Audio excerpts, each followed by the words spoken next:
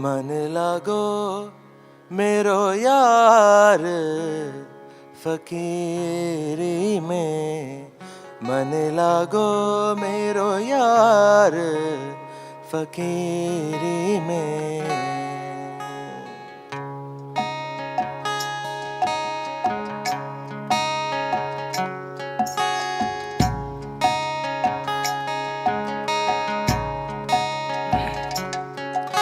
मन लागो मेरो यार फकीरी में, मन लागो मेरो यार गरीबी में, फकीरी में, गरीबी में।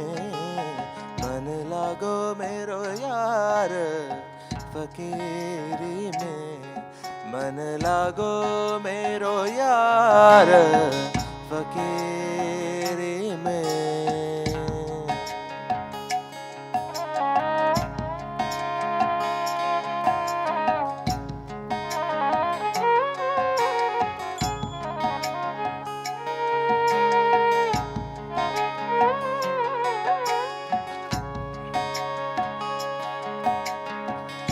हद हद जावे हर कोई, अनहद जाए न कोई।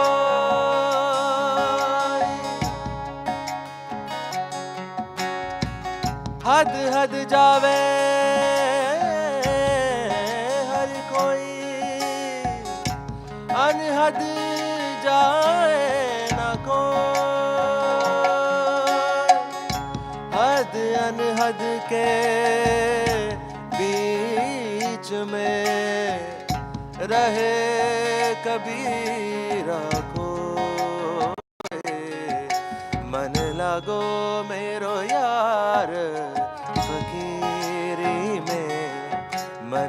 लागो मेरो यार गरीबी में।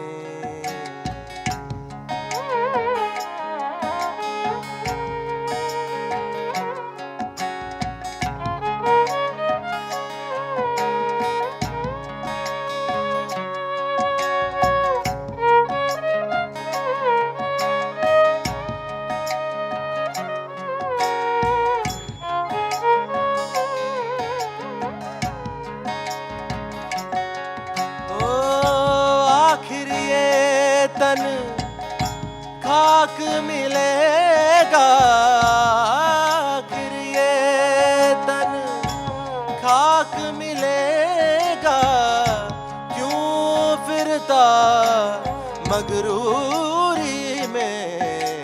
मन लगो मेरो यार फकीरी में, मन लगो मेरो यार फकीरी में।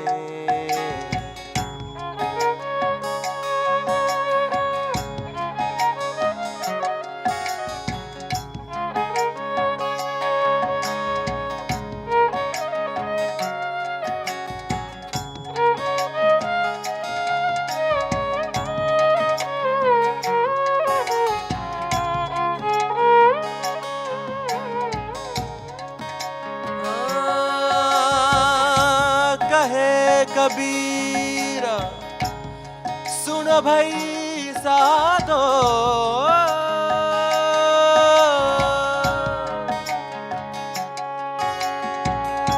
कहे कबीरा सुनो भाई साधो, साहेब मिले सबूरी में। मन लागो मेरो यार फकीरी में, मन लाए अपना ठिकाना।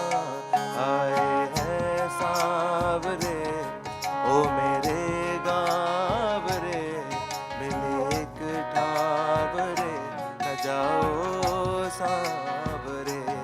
आए हैं सांवरे मिले एक ठाव रे, मिले एक छाव रे न जाओ सांवरे, न जाओ सांवरे, न जाओ सांवरे।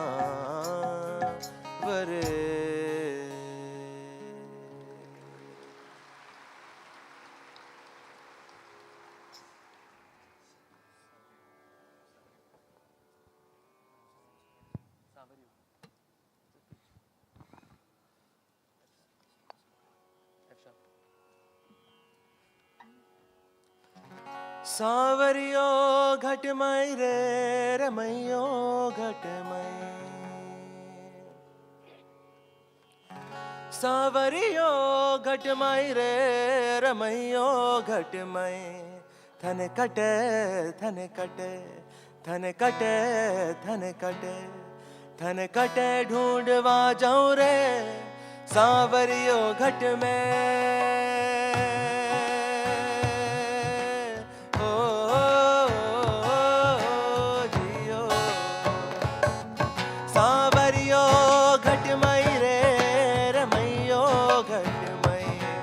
सांवरियो घटमई रे रमैयो घटमई। थन कटे थन कटे थन कटे थन कटे थन कटे ढूंढवा जाऊं रे सांवरियो घट में।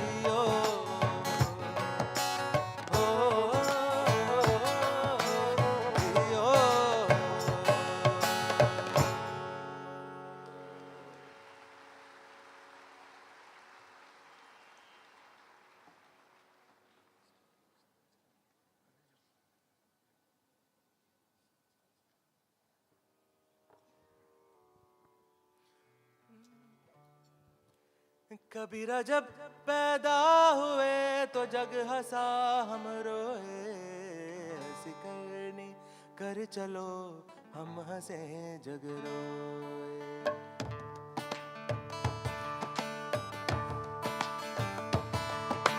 कबीरा जब पैदा हुए तो जग हंसा हम रोए, ऐसी करनी कर चलो हम हंसे जग रोए, ऐसी करनी कर चलो हम हंसे जग रोए। कबीरा कबीरा कबीरा जब पैदा हुए तो जग हंसा हम रोए, ऐसी करनी कर चलो हम हंसे जग रोए, ऐसी करनी कर चलो हम हंसे जग रोए।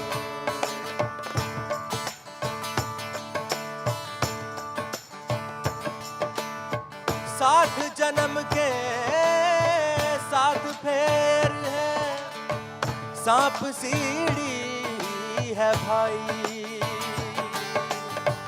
सात जन्म के सात फेर है, सांप सीढ़ी है भाई। जम का दंड मुंड में लागे, जम का दंड मुंड में लागे, धरी रहे चतुराई। कबीरा जब पैदा हुए तो जग हंसा हम रोए, ऐसी करनी कर चलो हम हंसे जग रोए, ऐसी करनी कर चलो हम हंसे जग रोए।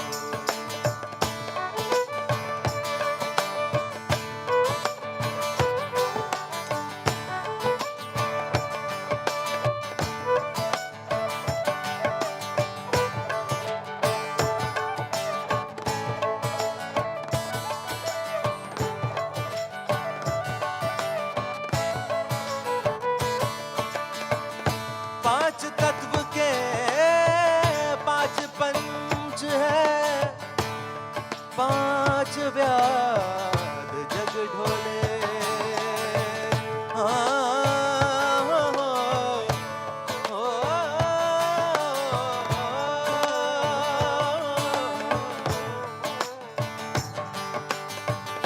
पांच तत्व के पांच पंच है, पांच व्याध जग डोले। पंचम सुर में अनहद गूंजे, पंचम सुर में अनहद गूंजे, दसों द्वार को खोले। कबीरा जब पैदा हुए तो जग हंसा हम रोए, ऐसी करनी कर चलो हम हंसे जग रोए। कबीरा जब पैदा हुए तो जग हंसा हम रोए, ऐसी करनी कर चलो हम हंसे हम रोए। कबीरा हो कबीरा,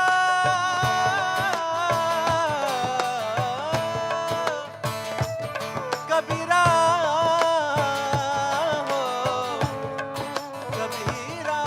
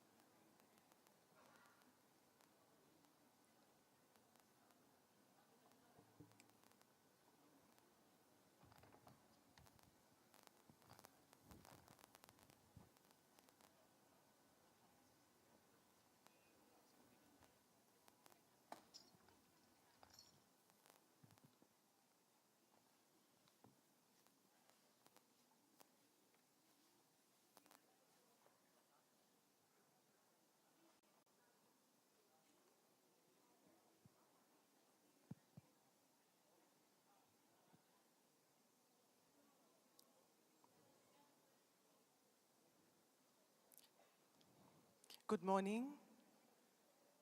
We will begin the program in a few moments from now, so could we request you to take your seats, please?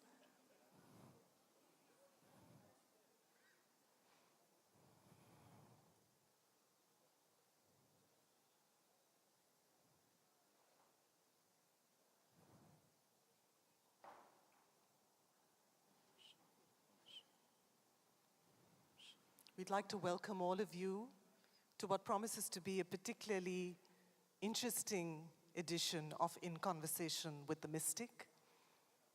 But before we begin, could we request you to take your seats and to remain seated for the entire duration of this event? If you were to get up and leave, it would be disruptive to the speakers and to other members of the audience. So please do remain seated till the end. And would you also turn off your cell phones if you haven't already? We'll just pause for a moment so you can turn off your cell phones at this point.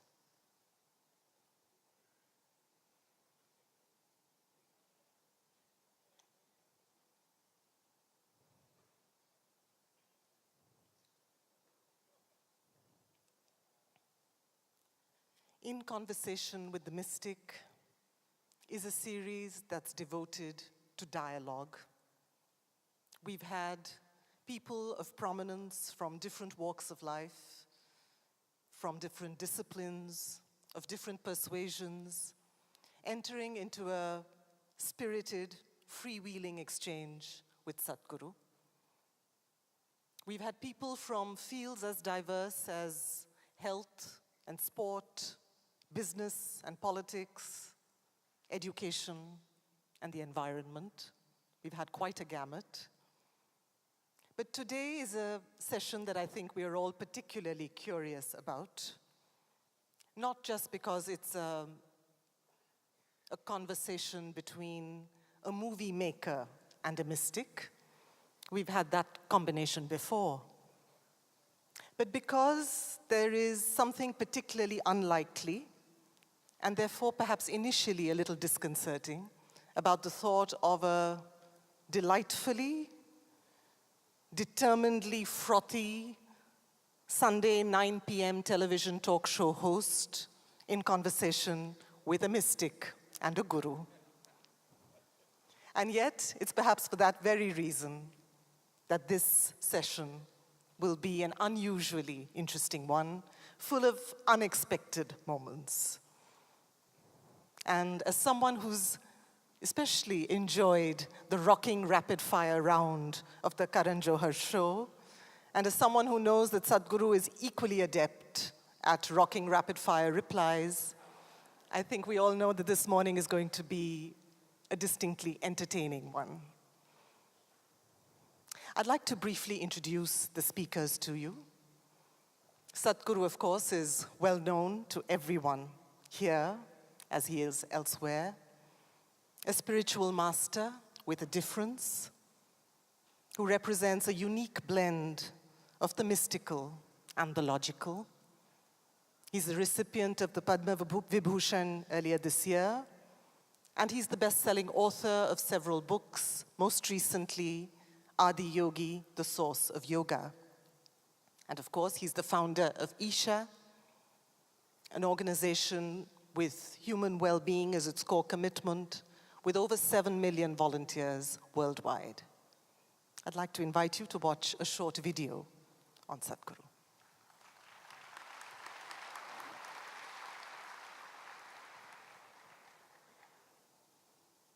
The next half hour, you're going to meet a man who has a devoted following across India and indeed around the world. While yoga and meditation are at the core of his teachings to promote individual growth, the work of the foundation covers conservation.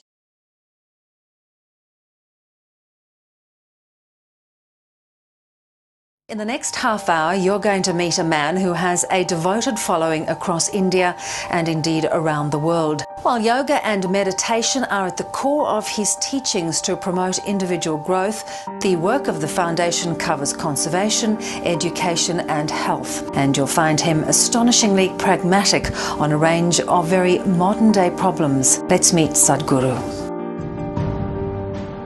For the very first time in the history of humanity, we have the necessary resource We have the necessary capability, we have the necessary technology to address every human problem on the planet. Even 25 years ago, we couldn't have dreamt of it. But the only thing that is missing is consciousness. Today, the spotlight is on a project called Green Hands in India.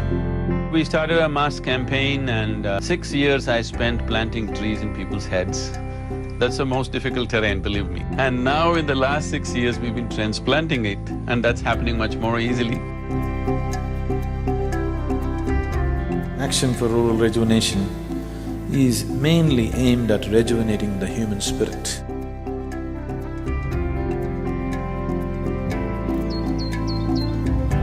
English and computer skills are very essential to make these children come out of the hopeless economic and social pit they are in. If you could first tell our viewers, what is the idea behind it? Initiative, insight, which is more specific towards entrepreneurs. Whatever the nature of your business, ultimately, it is all about human well-being. Isha Foundation, a non-religious, non-profit public service organisation headquartered in southern India. We've engineered the outside world in so many ways, but we've done nothing about this one. If you want to know well-being, in is the only way out. This is what I want to teach you too. That is, you can be completely intoxicated without any drug, just on life. This is a shift from wine to divine. How can you love one and hate the other when the same divine exists in all? Spiritual process is not about looking up or looking down, it is about turning inward. See, the only thing that I'm really good at is just this. I can just make the air around me just crackle with energy.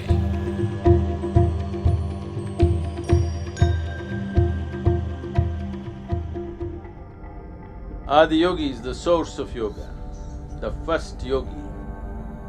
Adiyogi will inspire many generations to take up yoga.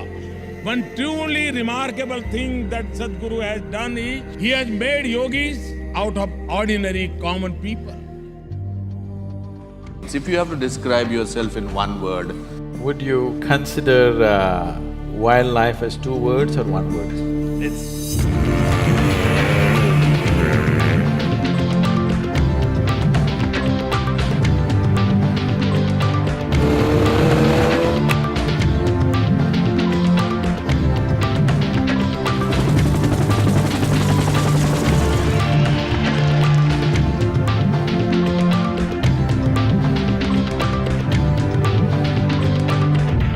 President Pranab Mukherjee felicitating his Sadhguru for all his spiritual contribution.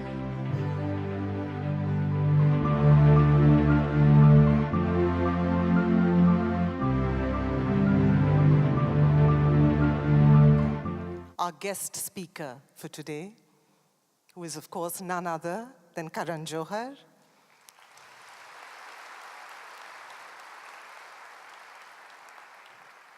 One of India's best-known filmmakers today.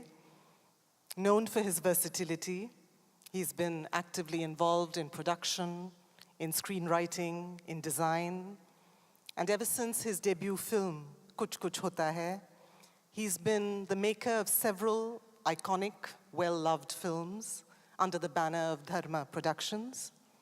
And he's, of course, the talk show host of a very popular show, Coffee with Karan. Before I invite him on stage, I'd also like to take this opportunity to let you know that we are launching a DVD and a book on this occasion, and we'd like to ask Karan to launch that. The first is a DVD which is entitled Mahabharat, Through the Mystic Eye.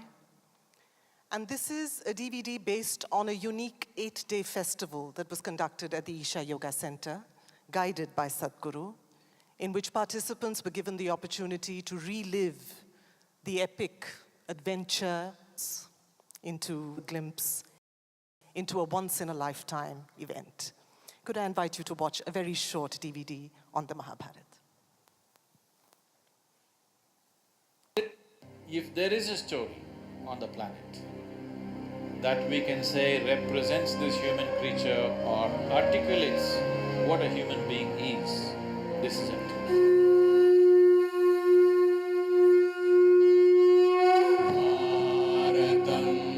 This is not about good.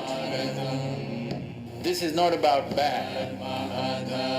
This is not about the right thing and the wrong thing. This is about exploring the human creature like he's never been explored in any other place. Looking at Duryodhana's story, looking at Dharmaraja's story, looking at Arjuna's story, looking at Krishna's story, you can explore yourself in a million different ways. Thousands of characters, each one of them a complete story by themselves.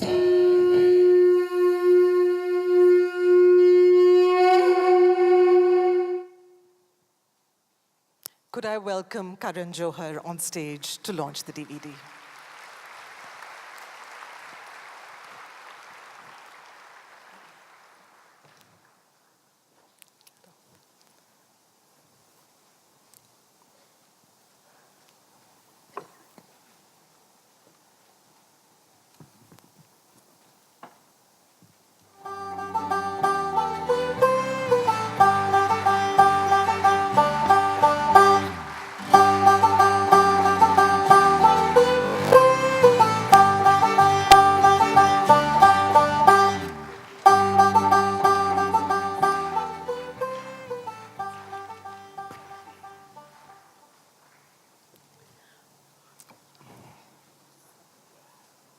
We'd also like to take this opportunity to ask our guest to unveil a new book.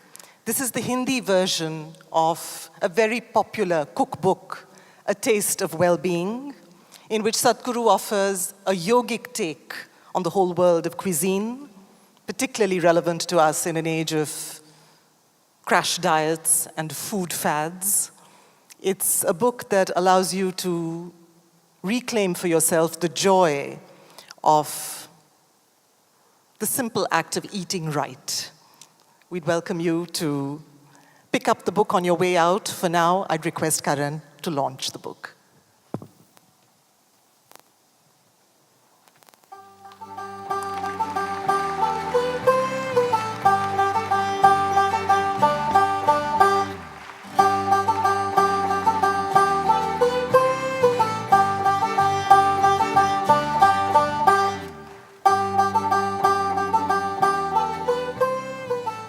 Thank you.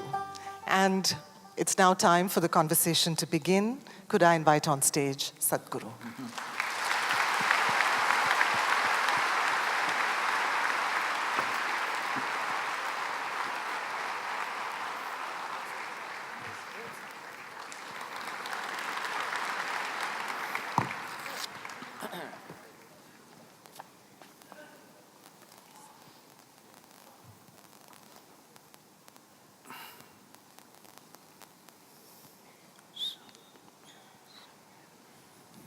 Good morning, sir.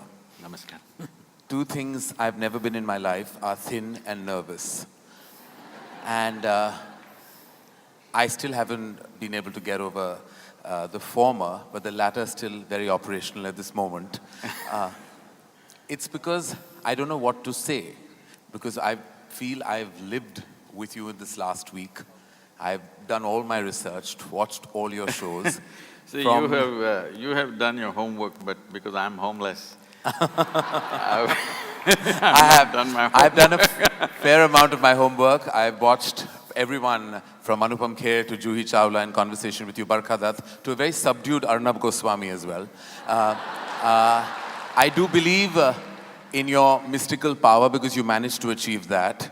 And I think that is not anything lesser of an achievement than you've done with your span of tremendous work, Sadhguru. So my felicitations on that achievement. And more than anything else, when I just saw the AV that all of us saw, I've heard all these terminologies associated with you, which is from, the monk on a motorcycle, all rock star spiritual energy. And I saw that happen. You're on a motorbike, you're flying a helicopter.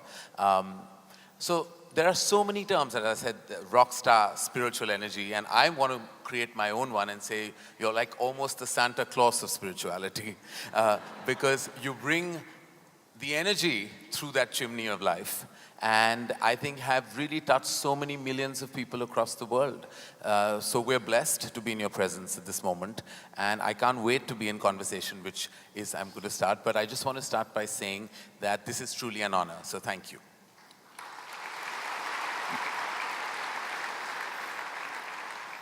I mean, as a filmmaker, as a human being, as a member of a humanitarian community, my head is always buzzing with so many questions. And I think we bottle it down to some spiritual inquiries, some religious ones. There's always been a debate about these two terms, religion and then spirituality. There are people who feel like, I'm not religious, I'm spiritual, and I'm not quite sure they know the meaning of that. But they use it because sometimes terms are just thrown around. To those people who are at the crossroad between religion and spirituality, what is your answer to that dilemma?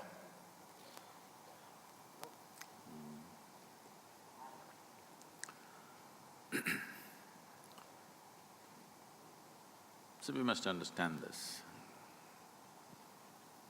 It is in the very nature of human intelligence that if you do not know something, if you realize you do not know something, because most people do not realize that they do not know. If you realize that you do not know, it's very natural for your intelligence to seek to know. It doesn't need a guru, it doesn't need a scripture, it doesn't need somebody to introduce that to you. It is in the nature of your intelligence that you wish to know. There are lots of experiments to show, even mice, if you leave them in a place, within 2 minutes, they will research everything in that space. For their own reasons, of course, for survival reasons, they, inquire into everything around them to find out how the place is. Human intelligence goes beyond survival, so naturally human intelligence seeks to know many more things which does not concern our survival. Yes, we are concerned about survival till a point, but once that's taken care of, we cannot rest. We want to know more, endlessly more. The more we realize we do not know, the more the longing to know. So this longing to know, when it finds a very intense expression in the form of seeking, we call this spiritual process. Or in other words, the basis of spirituality is a realization that I do not know. But the moment you say, I'm religious, you refer to yourself as a believer. When you say you're a believer, what you're saying is, everything that I do not know, I will make it up. How I make it up? Whose help I seek to make it up? Maybe varying from person to person, somebody makes it up with scriptural assistance, somebody makes it up with the assistance of a priest or a pandit or a guru or whatever. But you seek some authority. You kind of make a compromise in your life that instead of truth, you settle for an authority as the truth. Spiritual process means truth is the only authority for you. Authority is never the truth for you. So these are two different aspects, unfortunately spoken in the same breath most of the time. So, I would say spiritual process is far closer to scientific inquiry. See, even the fly is trying to investigate me. Trust me, I'm not investigating, I'm just inquiring. No, I wish I was the size of that fly. I did not use the word investigation in a negative way, nothing wrong with investigation. Yes, totally. Investigation means you want to know the truth. Right. Maybe it's done little forcefully like a fly. Right. It's coming to you now.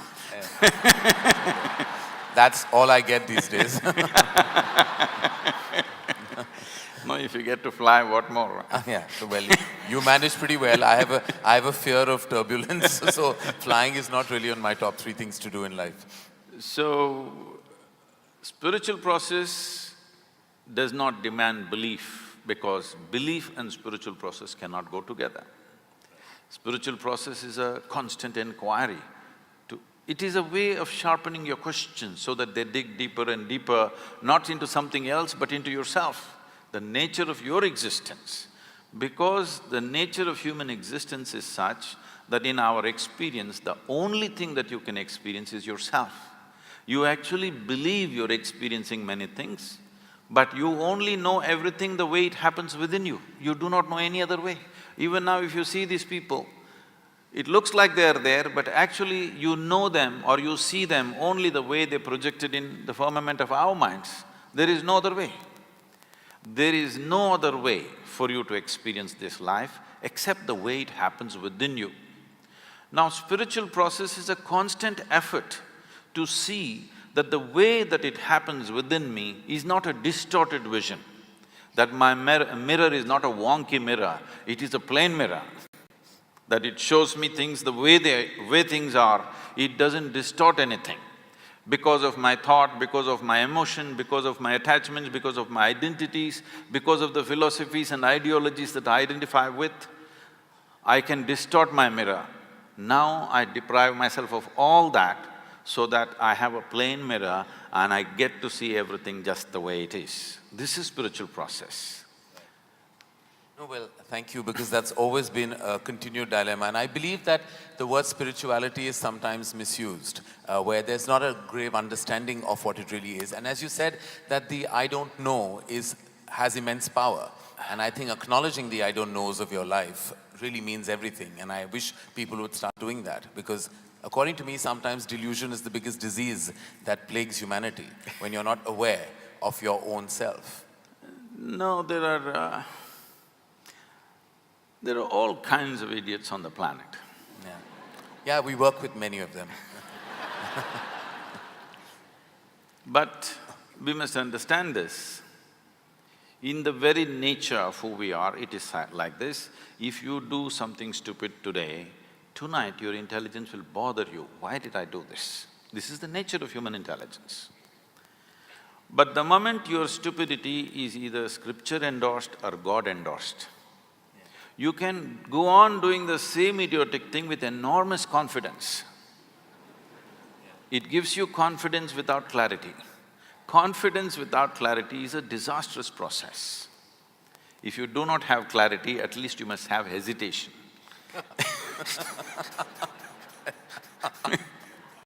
Yes, that's true. Well, I have to say that, I want to personalize this a little bit. I was at a crossroad about 13 years ago, and my father was very critically ill. And at that juncture of my life, and before that, religion was organized in my life. It was what was taught to me. It was what I thought the right thing to do was. When he was in his last stage, there were things suggested to me which were, to me now, completely ridiculous, including going to a certain temple and feeding a cow of a certain color and, and doing a certain ritual at home, and all those things that one did without even thinking. Because as you said, when you spoke about the idiots on this planet, I was definitely one of those in that stage of my life. But sometimes you reach a critical stage where you seek any kind of desperate measure and you try to kind of hold on to any hope that even something that is advocated to you that goes against your grain of intelligence or thought. To those people, what is your advice? Who have reached the end of their rope and are hanging on and holding on to anything, be it religious, be it spiritual, or be it an unfounded piece of advice? See, for all this, the fundamental basis of these kind of aspirations or actions is because people are just shit scared of life. Why is it so? It's like this. Suppose you sat on a bicycle on stand, and started simply pedaling for fun. But it came off the stand and started rolling. Anxiety, faster, fear, very fast, terror. The fundamental reason is, but someone who knows how to ride a bicycle, the faster it goes, the better it is. Right. But for someone who does not know how to ride a bicycle, the moment it moves, terror will happen. So the fundamental thing is just this, you have been given a very complex and sophisticated vehicle to pass through the process of this life, which is human mechanism. There is body, mind, emotion, energy, many dimensions to it. Essentially, this human mechanism is a very complex phenomenon. Now, you are going at it, you are trying to walk through life without understanding a thing about the vehicle that you're using. Every time it moves, there is terror. If it doesn't move, you want to die of boredom. If it moves, you're terrorized. There is no way out of it. Tell me one thing that human beings are not suffering. If they're poor, they suffer poverty. If they become rich, they suffer taxes. If they're not educated, they suffer that. You send them to school, endless suffering. They're not married, they suffer that. You get them married. Yeah, I was heading to that next. I didn't say a thing, they're the ones. Well, that's an extreme validation of the institution. So, tell me one thing that they're not suffering. So now somebody develops a philosophy, life is suffering. You know, there are philosophies like this. Now it's not about life because you've not even touched life yet. All that you're dabbling with is right now your own thought and emotion, and it's going crazy. So you are on a bicycle that you don't know how to ride. But this is not just a simple two-wheeled bicycle, it's a complex machine. You don't know how to ride, you don't know how to manage your thought, you don't know how to manage your emotion. All these things, human experience is essentially happening from within you. Whether it's misery or joy, agony or ecstasy is happening from within you. At least what happens from within you must happen your way, isn't it? The world will not happen your way. But the problem now is, what happens within you is not happening your way. What's happening in your mind is a dream. Even your dream is not happening your way, that's the problem. The problem is not that your life is not happening your way, even your dream is not happening your way. And this is the source of their misery, but they think it's marriage, they think it's children, they think it's poverty. No, fundamentally, it is just that you are not happening the way you want yourself to be. That's all your misery is. So, even if you want to learn to ride a bicycle, it's just a simple basic machine. It needs a certain level of attention and involvement, otherwise you can't ride a bicycle. It takes an enormous amount of intent to want to ride it, otherwise it's quite impossible to ride a bicycle. After you know how to ride it, you can let your hands off, you can close your eyes, all these things. Pretty much like marriage. Because like wheels are turning but going nowhere, at times. No, I wouldn't like to make that statement, because for many people they've gotten somewhere with marriage. Yes, we'd like to find out where, but but on another forum. When you speak about suffering, Sadhguru, it is definitely something that I believe that self-pity sometimes is like a luxury spa. You know, it's somewhere where your comfort lies. Self-pity is, I believe, the most indulgent emotion and gets you nowhere but makes you feel really good for a certain period of time. What is your take on something like self-pity? How is being pitiful a luxury? I don't understand that. It becomes, you know, you get great solace in that emotion for a short period of time. Self-pity can be the most happy place to be at, like self-indulgences. See, there are many ways to achieve peace, happiness, well-being. This happened. Shankaran Pillai, he was a little abusive husband, verbally abusive. So he would rant at his wife, but she was always peaceful, never reacted. One day in the middle of his raging rant, he stopped and he asked, "Whatever I say, how much ever I abuse you, you are peaceful. How do you do this?" She said, "I clean the toilet." He said, "What? cleaning the toilet, how does it make you peaceful? She said, I use your toothbrush.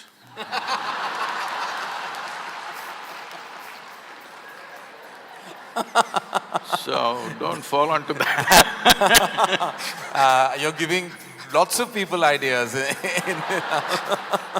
So that's not a relationship, it's a revenge story. No, you can achieve peace and solace in so many different ways, I'm saying.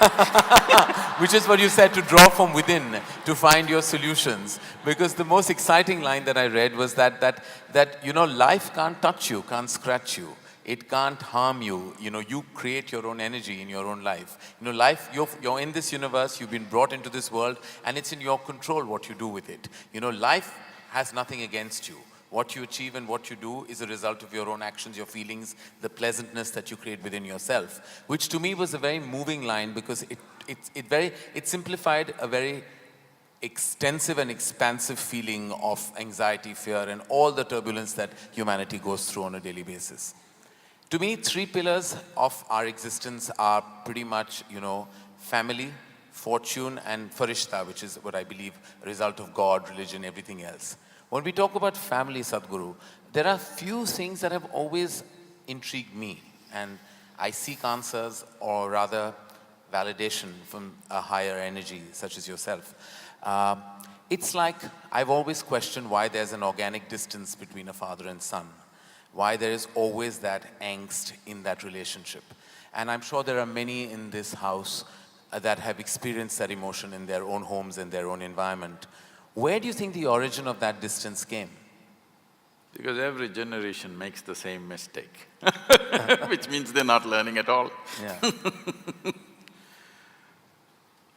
Yeah. When we say family, you know, in Italy, family meant crime. Crime? Yeah. Mafia was always referred to as the family. Family. Yes. So in a way, it's a kind of crime. It is the most basic institution in the making of a society, but it does not mean you must remain basic, because this is a biological identity that we have. Biology is a reality, we can't deny it. Obviously, this was in some way, at least to a certain extent, our parents gave this to us, one part of it at least. Today, the way it is, the way it looks is essentially because of them. Well, it was given to them by somebody else, that's another point, but to us, it was given by them. So it's a biological identity. This limiting oneself to one's biological identity for an entire lifetime is a crime, because it creates so many things. In this country has suffered a lot from a long time. Just now you released the Mahabharata video. Entire Mahabharata is family problem. It is Dhritarashtra syndrome. We are still suffering. My son is best, no matter what. Even today we are suffering the same thing. My son is best and he should become the king no matter what. It's not Some sons haven't managed very well, some have. So, family is a basic identity that we are born with. It's a wonderful thing when you're a child, because without that family support, you wouldn't be who you are today in many ways, okay? With all due respect and regard and great respect for the family, because human creature is born in such a way that as soon as you fall out of your mother's womb, you're not ready to get up on your feet and do things like other creatures. It needs a long gestation period before a man becomes a man or a woman becomes a woman. There is a long period where the incubation of family is most important and vital, there's no question about that. But you're supposed to grow beyond that identity. But a whole lot of people just never grow beyond that identity, for which they suffer, and sometimes if they're born in certain places, they make the entire nation suffer.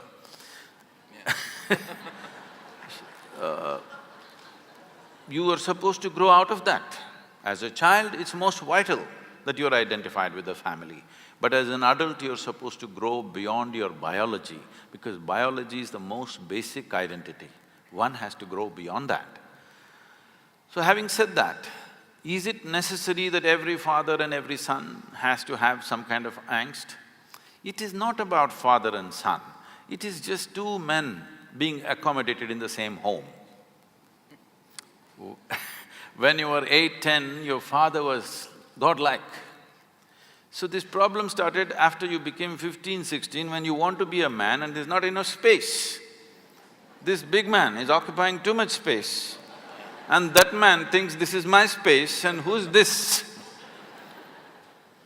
They can't recognize each other as father and son because now there is no father and son, there are two men in the same house and there's not enough space. This happens not just in human families. Every creature, whether it's an elephant or a buffalo or whatever, in every creature's life, this happens, that there will be some friction and either the younger one goes out or the older one goes out. This happens everywhere because this is not a problem between father and son. This is two men trying to share the same space and the same woman called mother to one and wife to the other. Two men. Well, that certainly breaks a very strong myth that this country is operated with, because the problem was always meant to be two women in the same house, and you just changed it on his head, which I believe is true. Because I believe the problem lies in the fact that two men can't be accommodated. No, it also happens between women in a different way. Yeah. But women have a way of covering their frictions in certain way. They do it in a certain way, in a feminine way. Yeah. Men will do it in more head-on. Yeah.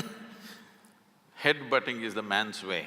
Woman's way is different, she will do it differently, but the friction happens. And I feel it's always like the mother energy of the house that sometimes has to bear the brunt of this tussle in a family. It's also the other thing that, an offshoot of that thought, is that I believe very strongly that the people you love the most, you kind of tend to dump all your anxieties, your angers, your fears, your insecurities, all onto that one source that gives you the maximum love and the one that you love the most. Why is it that we as a human race tend to do that? Tend to lumber all our negative emotions on our most positive light source? No, because if you try to dump it on someone on the street, they'll smash you up. Yeah. So You're choosing a safe place. But is that always fair? First of all, it's not fair for you to carry anxieties and angst and angers and problems within you because, see, if I try to torture you, you have some defense against me. Either you will fight me or you will run away or you'll do something, you have some kind of defense. But if you start torturing yourself, this is the most helpless creature. Right. No, most defenseless. I'm telling you, even an unborn child, if you poke like this, he responds, he defends himself in his own little way, okay?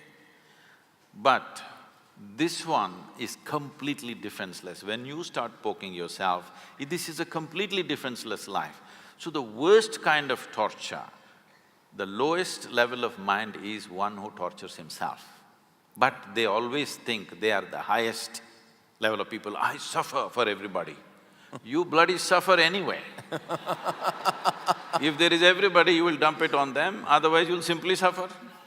Yeah. People come to me and say, Sadhguru, I can't bear with my mother-in-law, she's impossible. My husband, after all, her son. My wife, oh, she's terror for me. My boss is not even human. Like this, it goes on. I tell them, you come, don't worry. I'll give you a nice place to stay, I'll give you good food. Nothing to do. For your life, I'll take care of you. Only thing is, I will make some random checks on you.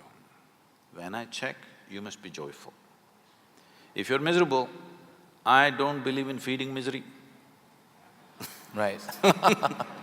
So, you leave them in one place for 24 hours, you will see how they will mess themselves up. So when you're alone, if you're miserable, you're obviously in bad company. Now you're thinking, because of this person I'm suffering, because of that person I'm suffering, just stay alone by yourself. without any entertainment, without texting, without television, without reading, simply sit in one place, joyfully, let me see. Most people can't stay there for 5 minutes, believe me. They are not on Facebook, they are not on Twitter, they're not this thing because they have something to say or because they have fallen in love with the world, no. If they stay alone, they'll go crazy. That's a fact. What is… I mean, sorry to break that train of thought, but what is the solution to that kind of feeling of just not enjoying your own space? Because we have not looked at how human mechanism works. It is like you have a super sophisticated machine. This is the super computer. This is the machine which dripped supercomputers, isn't it? Right. I'm asking, have you read the user's manual? That's all it is. The entire yogic system is just this. This is not a philosophy, this is not an ideology, this is not a religion, this is not a teaching.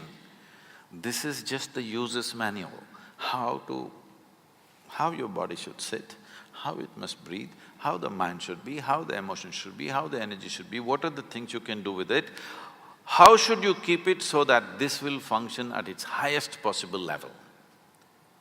See, the cell phone companies have been doing some research a few years ago and they found only 7% or only 3% of the people, no, 97% of the people are using only 7% of the cell phone's capability. We are not even talking about today's smartphones, we are talking about the dumb phones. So 97% of the people are using only 7% of a small gadget. If that is the fact, how much do you believe are people making use of this tremendous gadget? Just on the surface, because they never bothered to read the user's manual. If you tell them this, they say, Sadhguru, can you give us the user's manual? It's written into you, you have to spend some time with this. This was written by the source of creation, not by me or you, isn't it? You must learn to read. The problem is illiteracy. See, suppose you have not learned the alphabet. Well, you have learned English alphabet. Let's say I'll give you a Tamil book. You look at it, does it make any sense to you? You don't know the alphabet, it doesn't mean a thing to you because you do not know the alphabet. Now, this is the problem, that in today's society, in modern education, we have not even brought fundamental literacy towards how to read this book. Because we've never read this, by accident we are managing it. If you manage by accident, sometimes it works, sometimes it doesn't work. One moment you're happy, next moment you're miserable, one moment you're peaceful, another moment you're in turmoil. I was I'll cut the long story short. I was in Tel Aviv and somebody came and greeted me, Shalom. I said, what does that mean? He said, this is the highest way of greeting. I said, that's your opinion, but what does it mean? He said, no, this is really the highest way of greeting. I said, all right, but what does the word mean? He said, it means peace. Then I say, why is peace the highest way of greeting unless you're born in Middle East? In South India, you come up to me in the morning and say, peace. I will ask, what's wrong with you? I'm saying if you deprive yourself of something for a long time, suddenly it becomes godlike. If you've not eaten for 10 days, even if God appeared, what's the prayer? Food, of course. So, once you deprive yourself of fundamental things, I'm saying fundamental things because to be peaceful and joyful is not the ultimate goal of life. If you want to enjoy a meal, you must be peaceful and joyful. If you want to enjoy a friend, you must be peaceful and joyful. If you want to enjoy a walk on the street, you must be peaceful and joyful. If you want to enjoy simple things that you do in your life, you must be at least peaceful and joyful, if not ecstatic. So it is a most fundamental requirement. This is not happening. People are saying, this is the ultimate goal of life. Even so-called spiritual leaders are saying, peace is the ultimate goal of life. Such people will only rest in peace. For those, In what I believe surrounds us all is urban angst. I think that seems to be terminology that comes out of, mental health solutions, etc. And that seems to be rampant in many parts of the world now, including now slowly penetrating even in India, when people deal with mental health issues like depression and anxiety, and those kind of which seek certain chemical imbalance issues that are told to them. They're making you look very pretty on the screen. How do they do that? They're not doing that to me, huh? They're making my what? My… Look at yourself there. Am I looking pretty on screen? Yeah, see? Okay. Well, they're not doing that to me. You're looking stunning to me, sir. Stunning is another word for shocking. Well, I was trying to find another adjective to counter that, but back to me and my mental health issue. I really want to know, it's such an order of the day today. Everyone seems to it's almost, and I hate to say this with any, and I don't say this with any kind of disrespect to people's personal circumstance, but I almost feel like today it's talked about like it's almost a fashionable issue, where I think it's a very serious issue. When people talk about mental health issues like depression and anxiety and seek counseling to sort those issues out. And then the diagnosis at times is chemical imbalance and medication is given. And then well, I know you hate the word philosophy, but all your teachings are definitely about finding yourself and seeking that pleasantness from within. But to those who are not strong enough to achieve that and seek this assistance, what is your take on that? Let me correct one more thing in the question. This is not a teaching, this is just a technology. I'm just giving people simple methods with which they can work. If people are coming for a teaching, they're frustrated with me because every time they come, they leave more confused than ever before. If they're more confused, in a way my job is done. Because my entire work is to get them out of silly conclusions that they've made about life. And confusion means you're still looking, you have an active intelligence. Conclusion means, what is the conclusion of your life? Hello? What is the conclusion of your life? You don't know, let me reveal the suspense to you. Though as a filmmaker, he won't tell you till the end.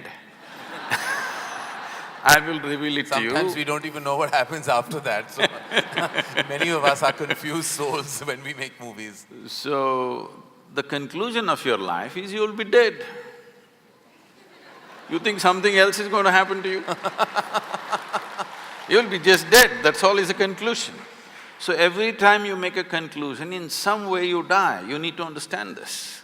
You kill something of yourself every time you make a conclusion. This is you in a state of committing suicide in installments.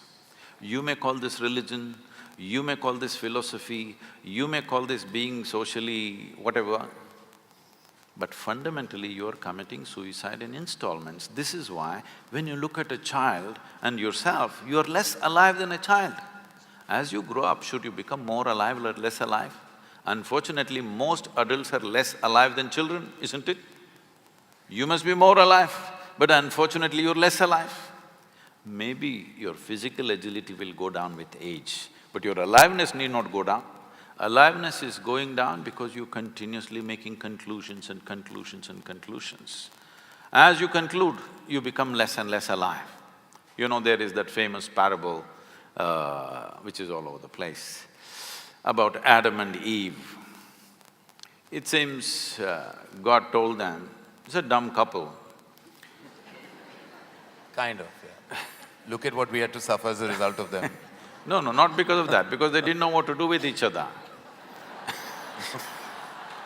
So God told them, you eat whatever you want, but don't eat from this particular tree. You know what tree that was?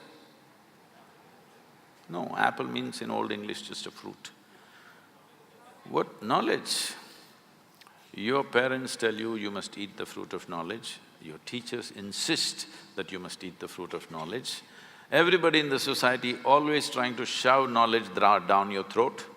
But it seems God told you not to eat the fruit of knowledge, and by eating that Adam and Eve fell.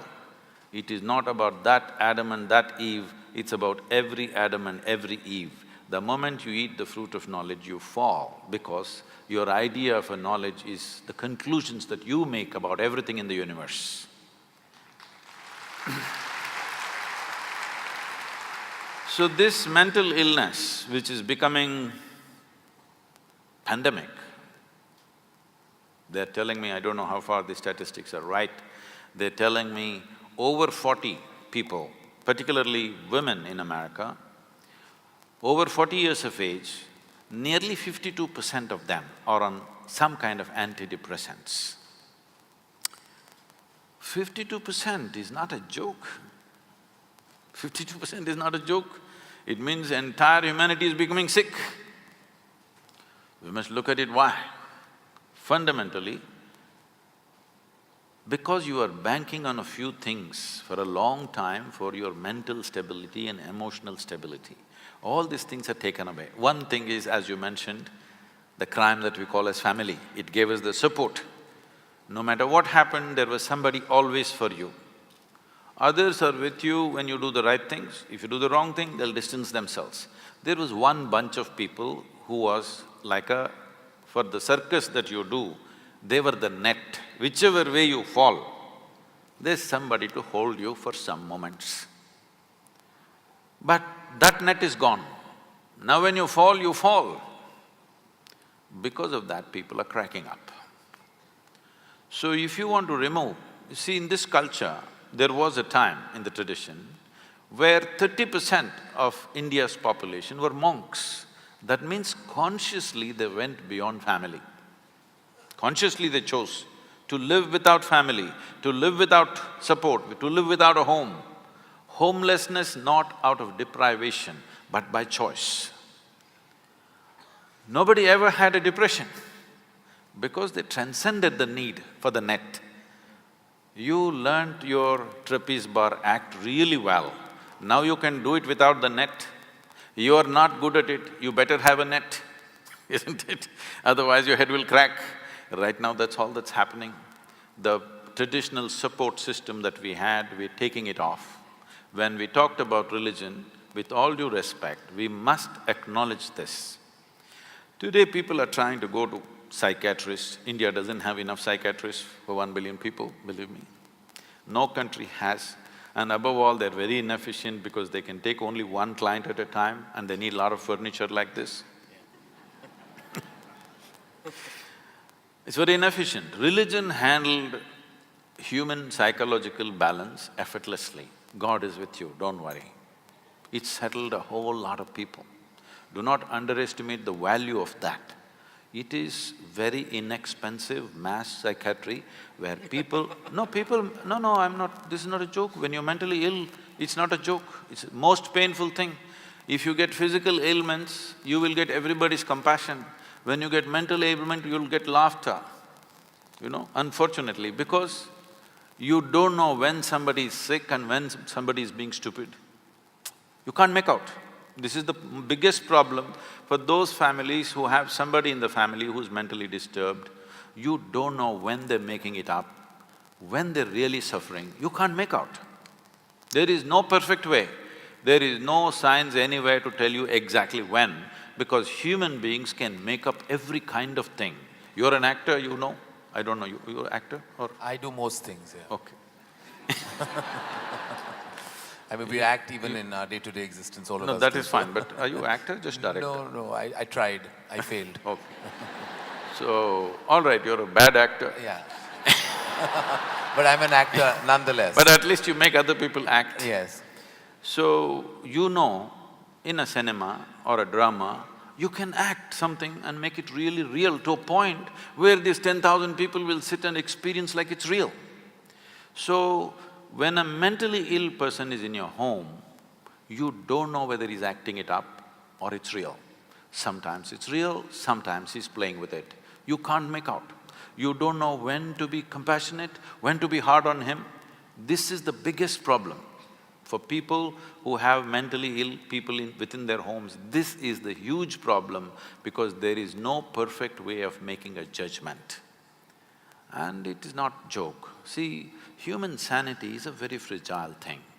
The line between sanity and insanity is so thin. If you push it every day, you will cross it.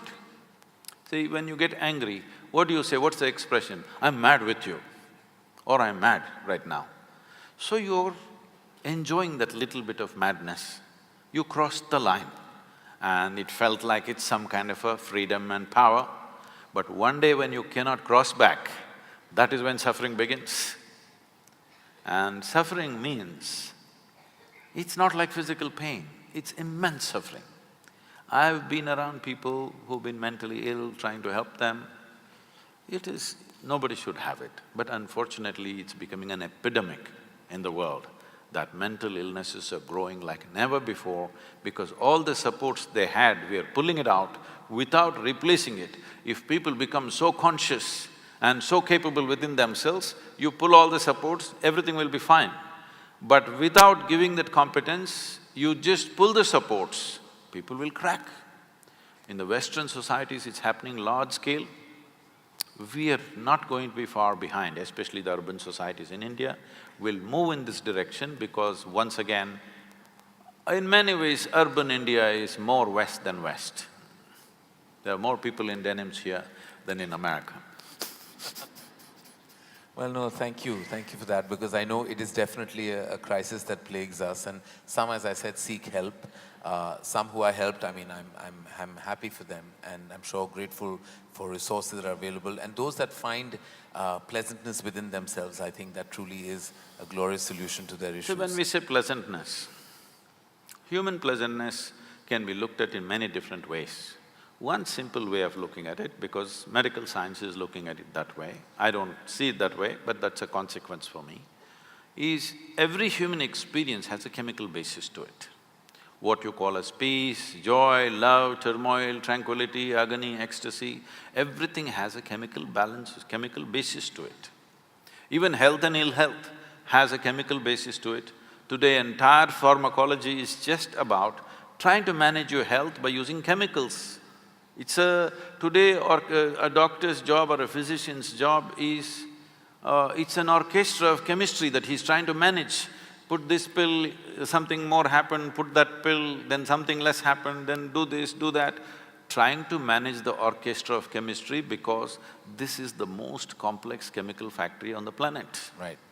This is a very complex chemical factory. Managing it from outside is very, very difficult. But you could manage it from inside, but you must have access to your insides. If your innards are not available to you, then how do you manage it from inside? You only try to manage from outside. Even mental illnesses are largely being managed by chemical input. But all the chemicals that you can think of on this planet are in some way already present in this.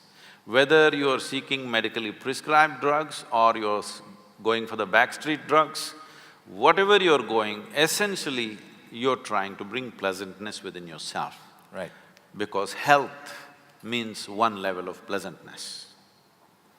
If body becomes pleasant, we call this health. If it becomes very pleasant, we call this pleasure. If your mind becomes pleasant, we call this peace. If it becomes very pleasant, we call this joy. If your emotions become pleasant, you call this love. If it becomes very pleasant, we call it compassion. If your very energies become pleasant, we call this bliss. If it becomes very pleasant, we call it ecstasy. If your surroundings become pleasant, we call this success. So, we are trying to manage pleasantness by putting chemicals. To what extent means, the statistics are out now. In United States, they're saying 70% of the population is on some kind of prescription medication.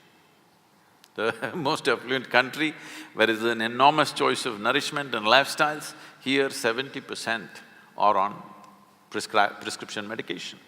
So you're trying to manage your sanity and your health by putting chemicals from outside. But there is no doubt in anybody's mind today that this is the greatest chemical factory, but right now ill-managed. Essentially, you're a lousy CEO. That is true. That is true. What is always, Sadhguru has also left me in wonderment at times about the usage of two words, which I'm going to say to you right now. Terminology sometimes has a tendency of making you even receive an emotion from within. Two words being ego and self-respect. Now, these are two pillars of what we believe self-confidence, which is unfounded, I believe. Ego. Hey, who put a cow next to me? Sorry? Who put a cow next to me? Well, topical at least. It's part of the decor. Everywhere I go, people have been asking me questions about Gaurakshak. Yeah. Now they put a cow next to me. Well, I was planning not to go down that path, but now then since you brought it up, no, not going there. As I was saying about ego and self-respect, like we always say, like my belief has always been that maintain your self-respect, keep that. Your ego can be flexible because it should be convenient. Because I believe like your ego should be a function of your convenience. How true is that? Or maybe both are unfounded? This ego should be a function of your convenience is perfect, but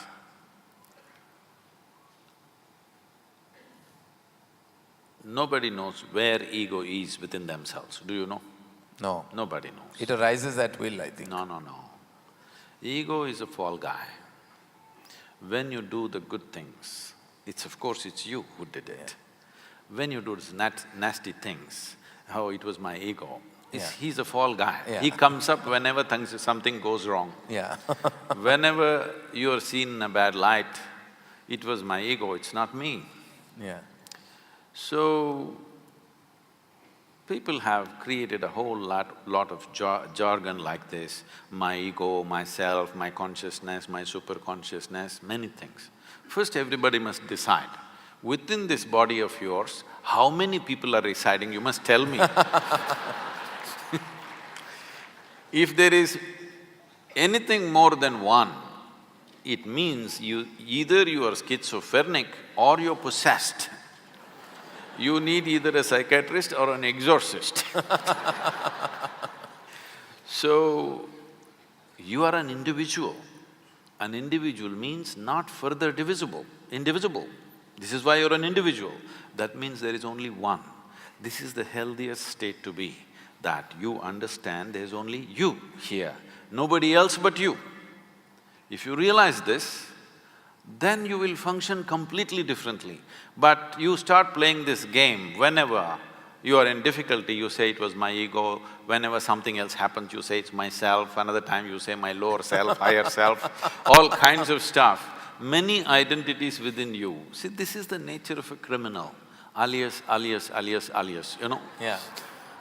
So, it's a crime that you started. Whether you will be caught in the web of that or you will manage doing… See, if you do minimal amount of crime, you may manage. Only when you really get into it, then you may get into the web. Otherwise, many people commit small-time crime and then become very respectable in the society.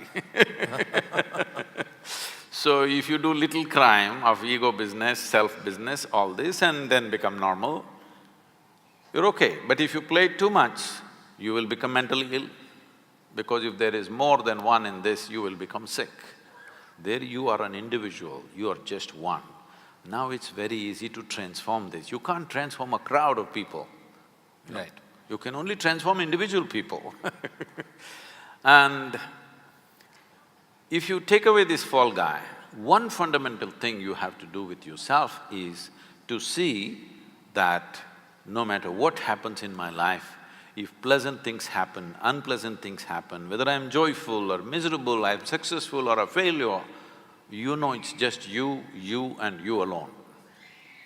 Otherwise, When things happen well, me, when things don't happen well, So you say we always tend to blame ourselves into various paths and then for divine forces as well. it's convenient, it's very convenient. But this self-respect, no, you should have no self-respect. Others' respect is from another person. I respect myself, what is this rubbish?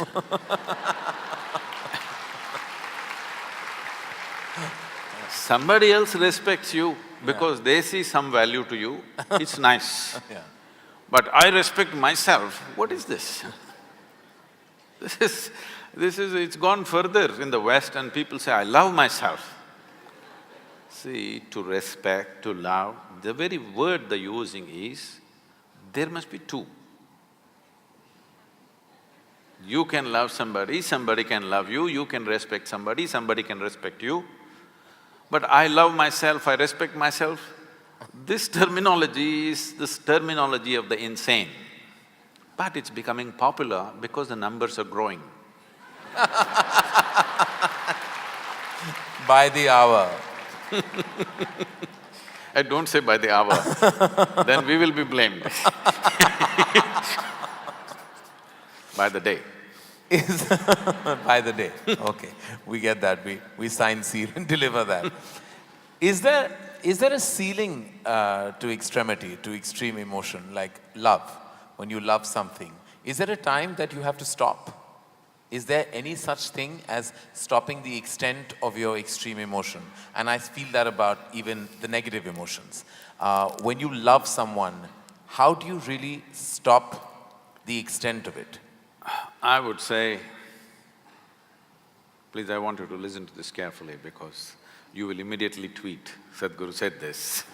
This is a dangerous world today. If you love, love strong. If you hate, hate strong. Whatever the hell you do, live strong. It's very important. Yeah. Otherwise, you live an insipid life, not knowing a thing about anything.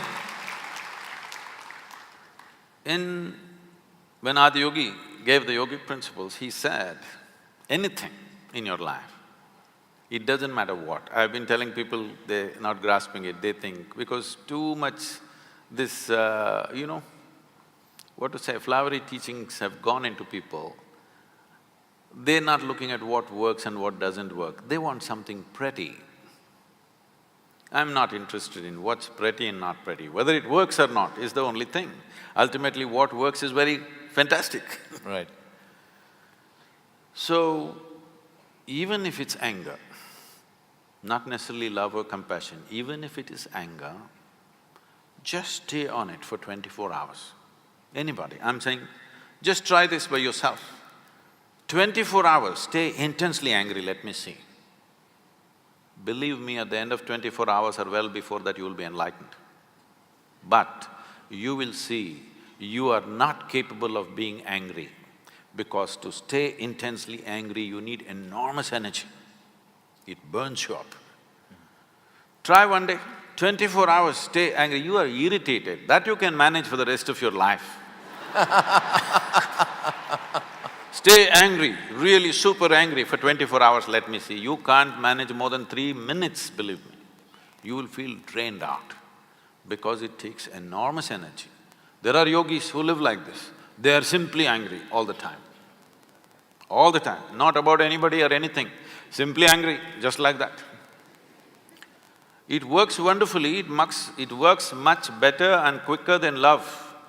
Only thing is, with that kind of practice within you, with that kind of emotion within you, you can't live in social atmospheres. You will have to withdraw to a mountain cave and simply be angry about nothing, just like that.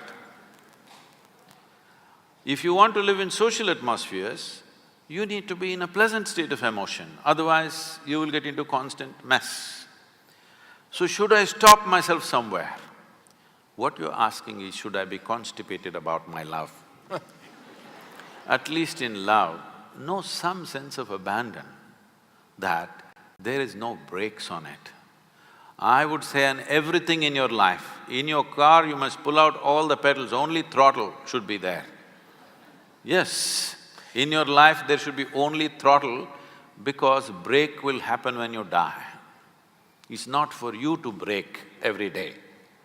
It's not for you to control. Your life will be curtailed somewhere. That's nature's business. Your business is to be full on because life needs your support. Death is super efficient. Did you ever see death happening inefficiently? Hello? Wherever it happened, it was a perfect death, isn't it? Never happened inefficiently, but life happens inefficiently. Life needs constant support. Death does not need your support. Stopping something is death, in a way. So to love you're afraid, to laugh you're afraid, to cry you're afraid, to everything. Nothing is done with abandon, everything with constipation. Learn to do something with abandon, because if you do not know at least how to scream in abandon, there is no way you will ever know how to meditate or to be spiritual, because spirituality is a state of total abandon, complete state of abandon. I endorse that and will try and live by that. But what happens when a positive emotion reaches its extreme stage and ventures into a dark area? Like love can also transfer itself into obsession. See,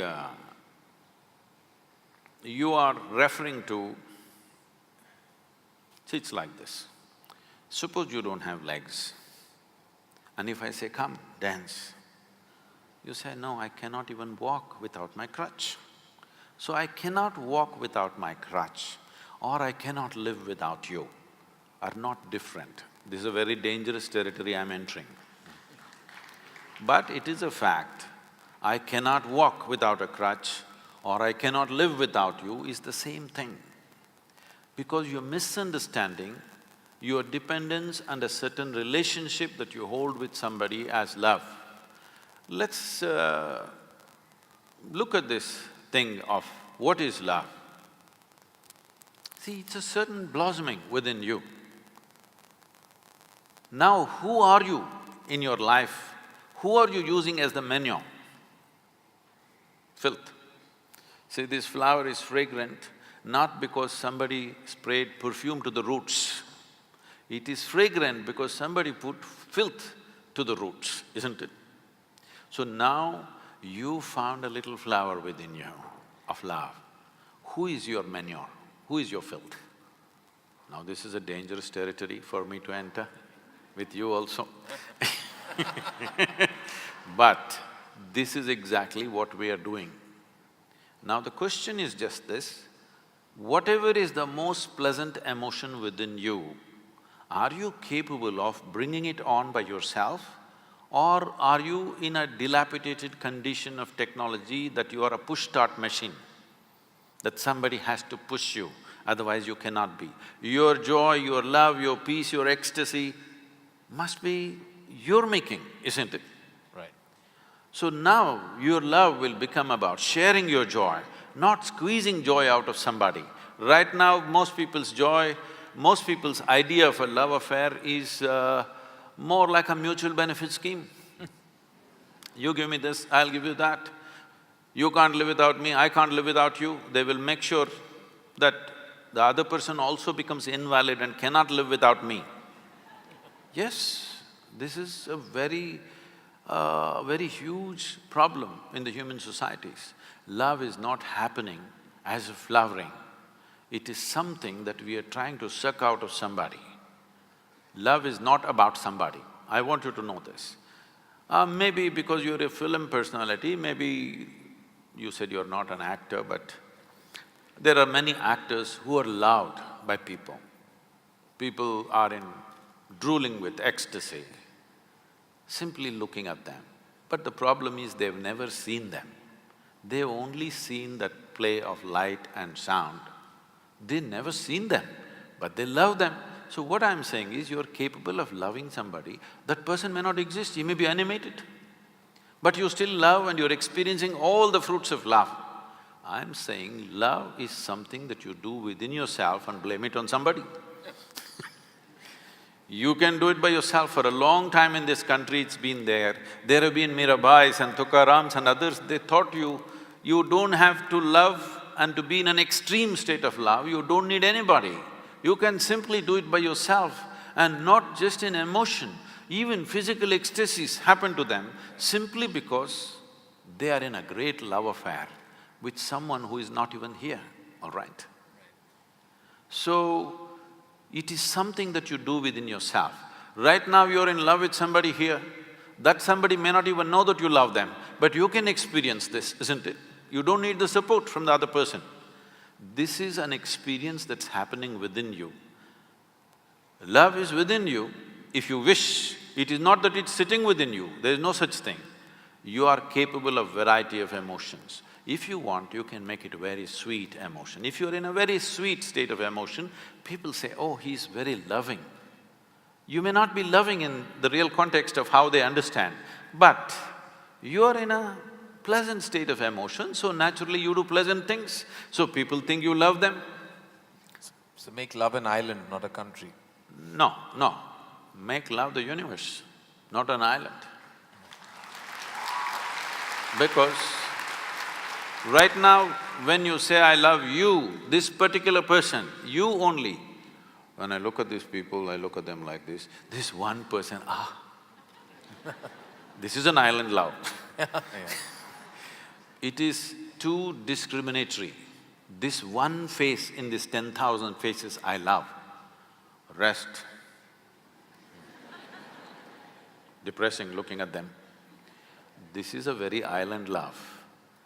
I know you're in an island city, but it's time to go beyond. It's time that you understand love is a happening within you.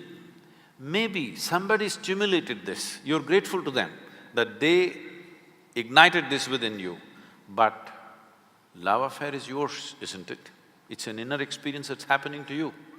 Somebody is providing the stimulus, we are grateful to them that they are providing this. But they are not causing it, it's been caused from within.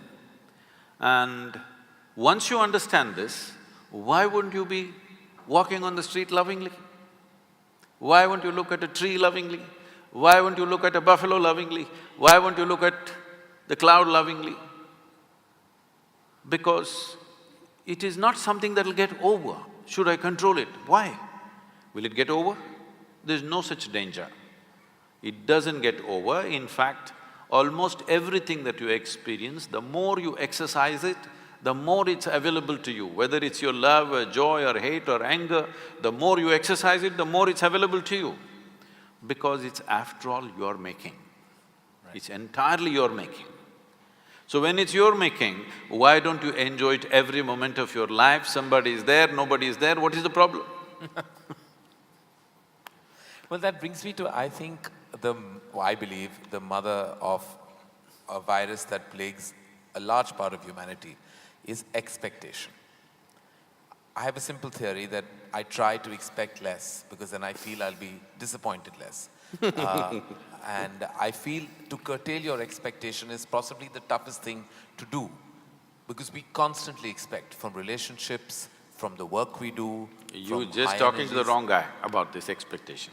I have the highest expectation of every human being on the planet. And I know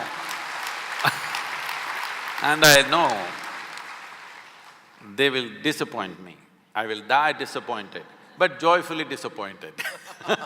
Now, joyful disappointment is a place, sir, that you've reached. But that is not an easy place to reach for most of us. See, these things are not like that.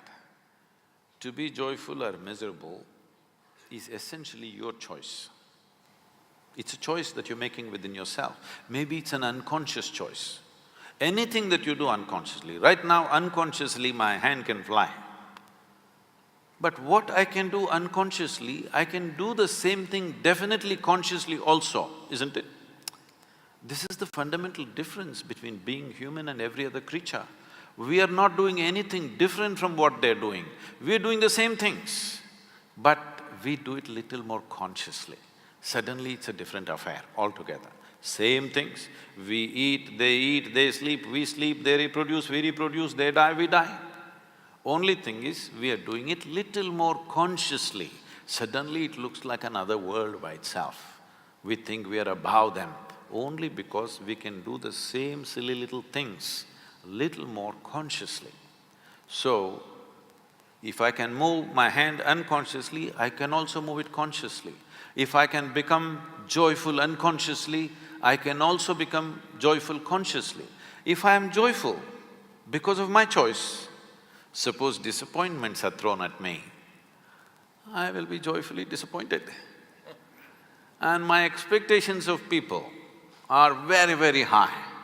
I have an impossible expectation, so I know I will die joyfully, blissfully disappointed because I know the nature of the world very well. I'm not somebody who lives in fancy la-la land.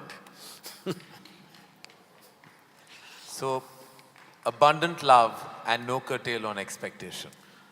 Oh, see,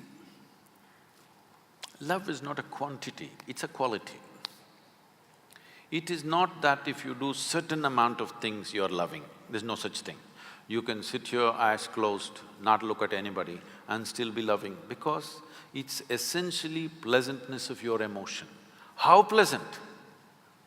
I'm asking, is there any need to curtail pleasantness within you? Now I'm super pleasant, but if a child came, I might grab him and put him on my lap. If an adult comes, you don't do that. I'll do this, okay? A dog came, I'll just do this. But an adult comes, another person comes, you don't do this to them. I'm saying your expression will change from person to person, from relationship to relationship, what kind of intimacy and what kind of closeness you have with people. But does it mean to say that you should not do this with as much love as you hug somebody or kiss somebody? Should you not? Should you not do namaskaram with as much love as you hugged your child? Why not, I'm asking? Because there is no… See this… I'm trying to demolish the word abundance because when you say abundance, there is also scarcity. There is no such thing. It is neither abundant nor scarce. If you're willing, it's on, if you're not willing, it's off, that's all. As simple as that.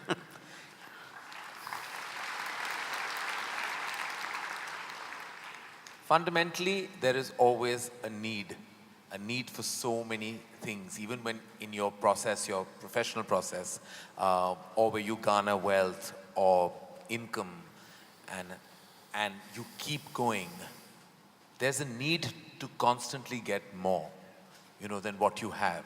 There's no satisfaction and a place to stop. Is there an end to need? No, there should not be an end.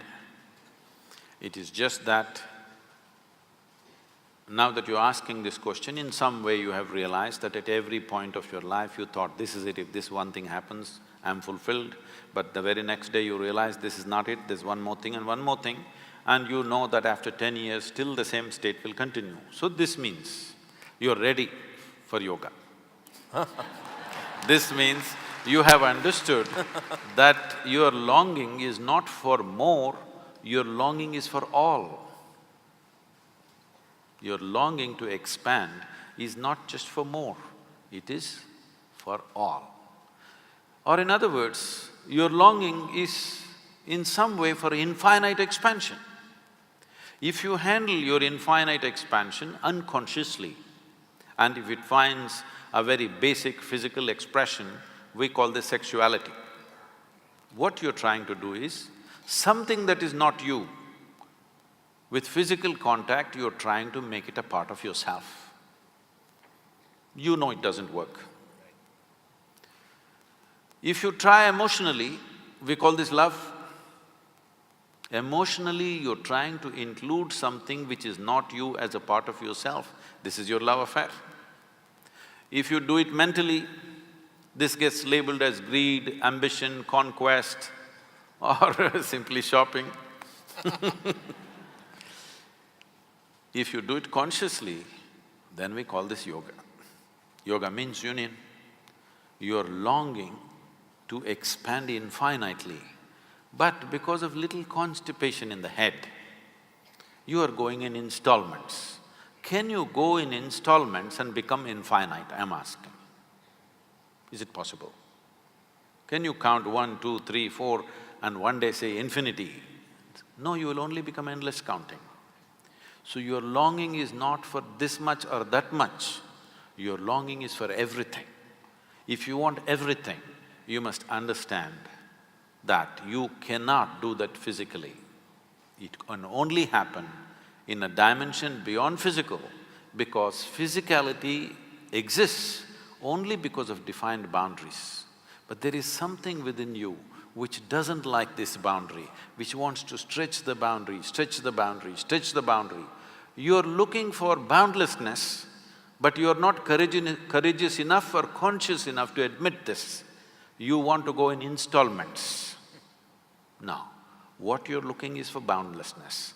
If you want boundlessness, it can never ever happen through physical means. So once it doesn't happen through physical means, now you use the most corrupted word called spiritual. Spiritual does not mean looking up, looking down, going here, going there.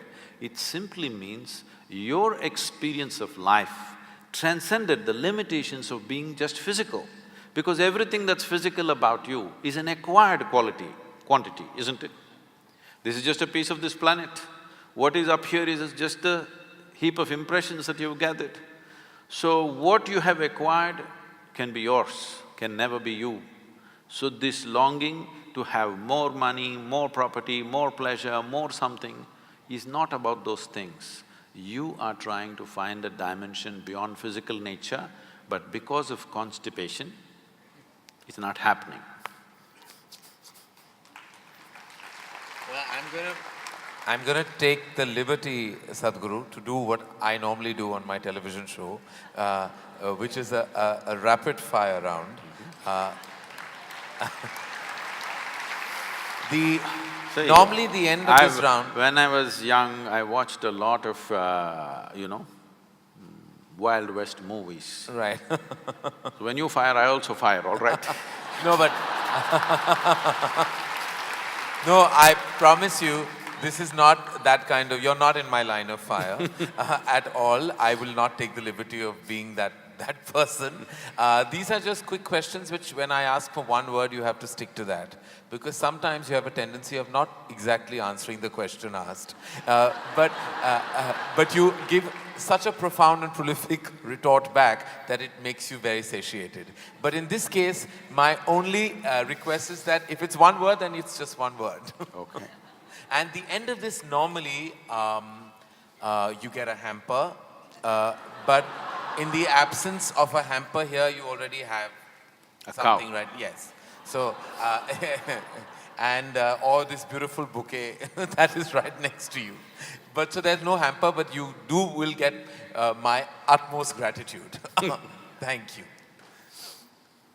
All right, very simply, what is the one thing that is essential to living a balanced life? Sense.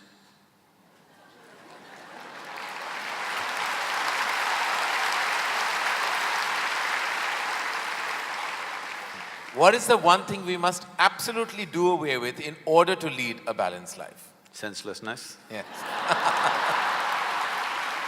All right. I thought that was coming. First thing that comes to your mind when I say the following. The first thing, organized religion. Madness. Marriage. Cohabitation. Competition. Stupid. Money. Useful. Love.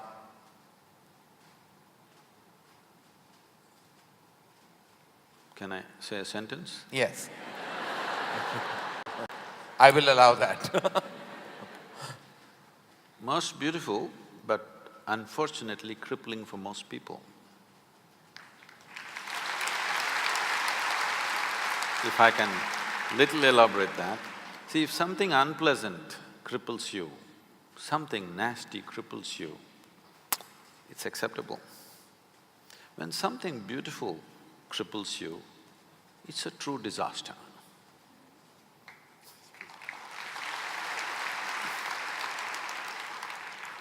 If you could ask one person, alive or dead, one question, who would you ask and what would that be?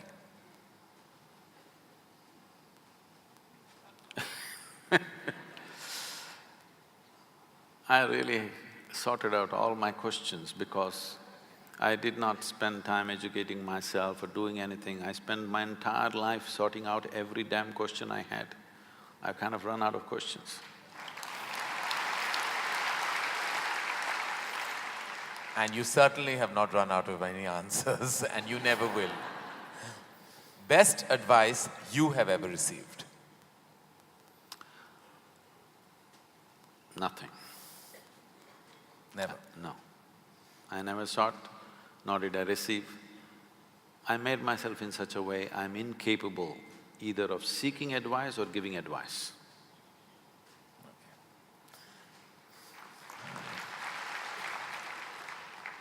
In an imaginary, completely hypothetical situation, if you had a day off with no commitments, no responsibilities, what would you spend the day doing?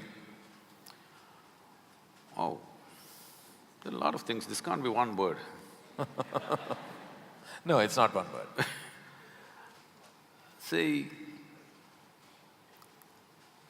I have an indiscriminate sense of passion towards everything.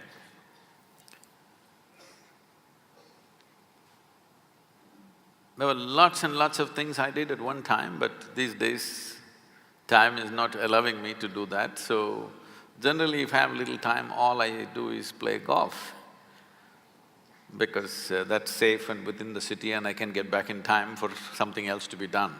But if an entire day is left to me, which they've not done for a long time, they've not left it to me. If that happens, I will close my eyes and sit because that is the best, I am at my best when I truly have nothing to do.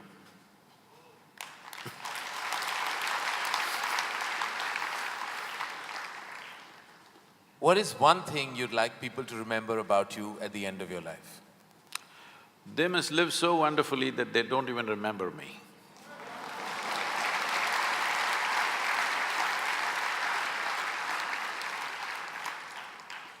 If you found a way to travel through time, where would you go? I'm kind of done with all those things. Your universe visited already, you have visas for every part of this ecosystem. If we can do some slow fire. Yeah. Because that's a question with many ramifications. This, for example, traveling in the world, we jetted around and now we want to travel to the Mars, we want to travel to another place. And now that's not enough, we want to travel into the past and future. All this longing is again exploratory in nature. Whether you go on vacation to Maldives or you want to go to Mars, it is fundamentally exploratory. Maybe you're also thinking of relaxation and pleasure and whatever, but essentially it's exploratory, otherwise why can't you do it here? It's something that you want to do, you want to touch another place. This longing is there in the human being only as long as the life that you are remains in a seed form. That is, it did not sprout and blossom. This happened when Adi Yogi was expounding the science of yoga and talking about the nature of the cosmos, how it's related to your individual self and what you can do with it. Then the seven sages who were with him, they asked, what is the nature of this cosmos? How big is it? Where does it begin? Where does it end? So he laughed and said, your entire cosmos, I can pack it into a mustard seed. Because your ideas of time and space are essentially because you're living within the framework of your intellect. If you cross that dimension, then there is no such thing as time and space. Everything is here and now. So, traveling through time, space, no, it means nothing to me, because it's difficult to express, difficult to articulate. If I sound little… I have a reputation of being very logical, but if I sound illogical or silly to you, you can blame it on my jet lag. I just come from United States after 6 weeks, so you can say maybe he was jet lagged, that's why Sadhguru is saying something silly. But I'm fine. I'm saying this because you can't fit the universe into your silly little logic.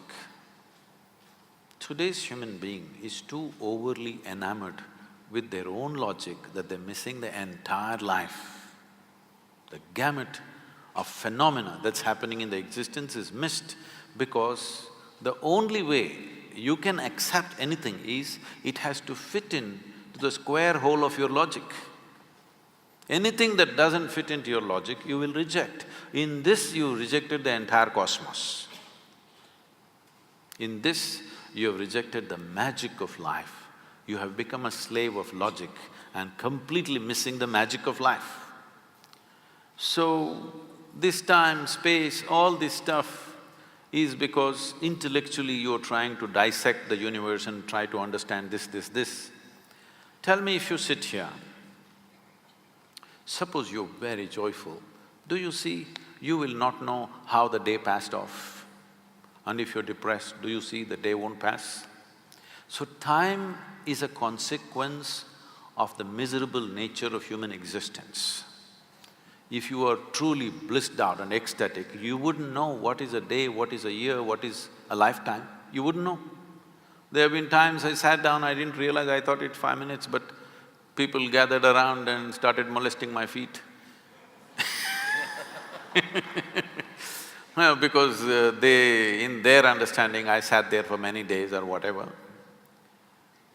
This idea of time and space is a very convoluted idea simply because people are stuck in the framework of their logic. My work, my fundamental work is to take people beyond the framework of logic into the true magic of existence, our own existence. But it takes a lot of time.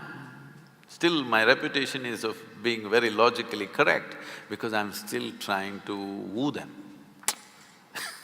still wooing them, you know. For the real thing to happen, they will take a long time, unfortunately, because they have become such slaves of their logic. What is the first thing you notice when you meet a person? Just everything. Everything. Everything. Past, present and future.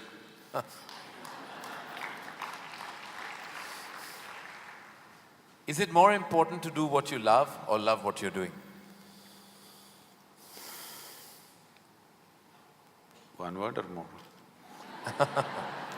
The choice is entirely yours. See, if you are an intelligent person, you will try to do what you love most. But if you're a genius, you will do just what is needed.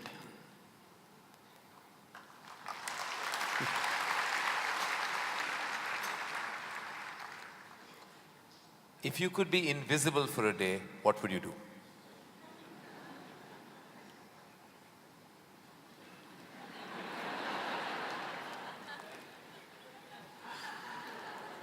You wouldn't know?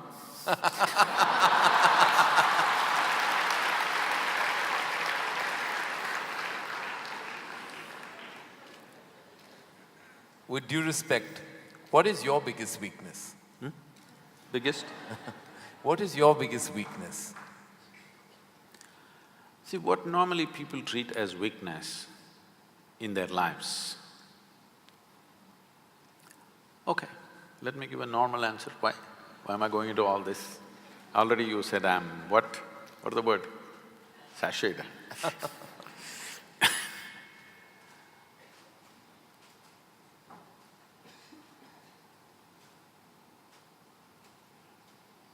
My biggest weakness is I love danger. Without danger, I cannot live. I need to do something which keeps me on the edge of being mortal, being alive and dead. I want to walk that line all the time. Every day I'm stepping on it one way or the other. Is it a weakness? I don't think so, but people think, Sadhguru, you shouldn't risk your life like this. But if there's no risk, I feel I'm not being… because most of the time in my life, for whatever I'm doing, I don't feel tested. It's only in moments of danger that I feel little tested. So my weakness is, I like to be stretched, you know. For all the time when I was riding across India and later on I started driving, my only wish was that to find a machine which will test my skills. Always found the damn things broke down if I took it to my limits. These days recently, I'm beginning to get to do a few machines which are testing me, whether I can push it all the way or not. Maybe that's because of my age. No. If I had met them much younger, I think I would You would have managed to work around them. One thing the world doesn't know about you. They don't know a thing about me.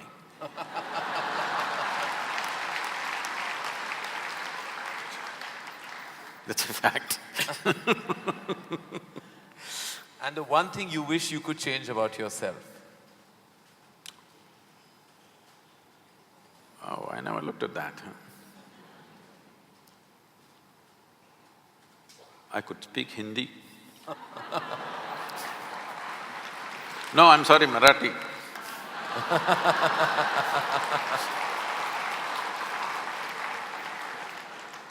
The one thing you wish you could change about the world. Oh, a lot of things. One. Human beings. Desperately in need of. Sir, what would you consider to be your greatest achievement? I don't think there's any. Because I always fall woefully short of my own expectation of what I could do. So I never feel anything is an achievement. Is there a song you love and can listen to all the time? Oh. I somehow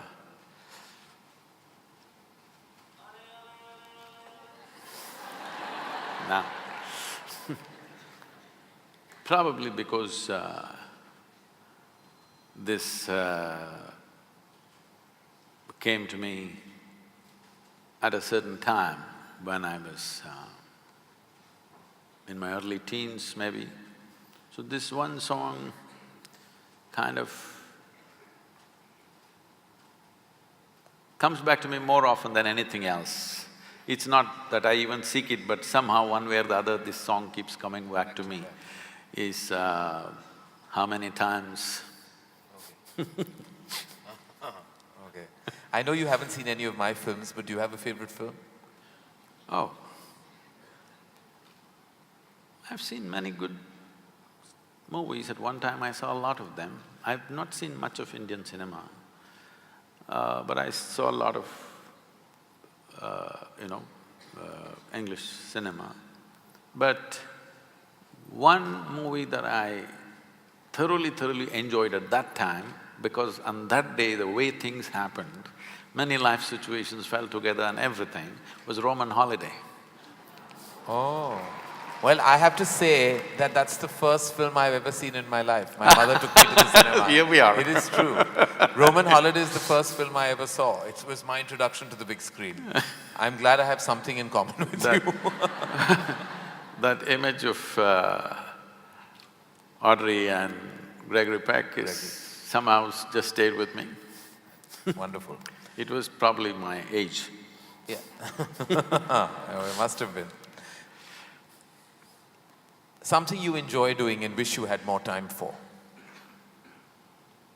I wish I had more time, because I made myself like this, that there is nothing that I enjoy or do not enjoy. I make sure I enjoy everything that I do, including simply sitting quietly or talking to somebody or doing whatever, because my activity is not limited to one area, so many things. If you did not enjoy everything that you do and do not do, you will go insane trying to manage so many things. But I'll not go insane, because I enjoy being alive. Activities, anything is okay. Everything I do, I enjoy. Small things, big things, every kind of thing. Most profound things and silly things, I enjoy thoroughly. Should us all. Lastly, in a biopic made on you, who would play you? But who would make a biopic, first of all? No, there would be lots of interested people. Maybe you should animate. No, I don't think you would want that. Well, that is the end of the rapid fire, and you totally deserve the hamper that doesn't exist on this platform.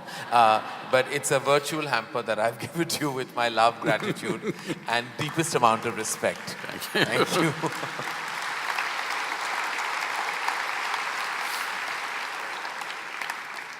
I think before we open questions to the house, it's integral for me to share that the last week that I spent reading about you and hearing everything that you had to say, so many people question you, including Juhi, who's in the house. It's been exhilarating, it's been enlightening, and more than anything else, I think it gave me a certain sense of understanding about where I am. Being at a crossroad of my life emotionally, and also now as a newfound parent, I read some of what you had to say about even parenting. To me, it was extremely enlightening to read that not to nurture the do's and don'ts so strongly on your child. You know, we all have theories of parenting. But I think just what I imbibe from what you had to say is that if I'm strong-willed and I exude a certain amount of pleasantness and I give out the right amount of energies, my child and my children will emulate that, imbibe that, and I don't have to constantly force-feed that knowledge on them. They will imbibe it from my energy source in any case. That is what I drew, am I right? No. Okay. See,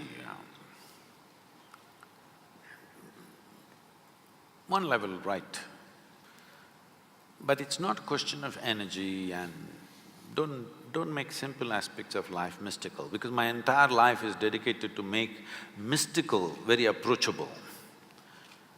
But generally in the society, people are trying to make simple aspects of life mystical. Rearing a child is not a mystical dimension of life. It's… millions of people have done it. For thousands of generations, people have done it. We are not reinventing anything here. It's just a simple biological process. Every creature does it. A bird is teaching its offspring to, find the worm, and the worm is teaching its offspring to escape the bird. All kinds of things are happening in their own way. Similarly, human beings are doing it, but as we get more educated, we become more fussy about it.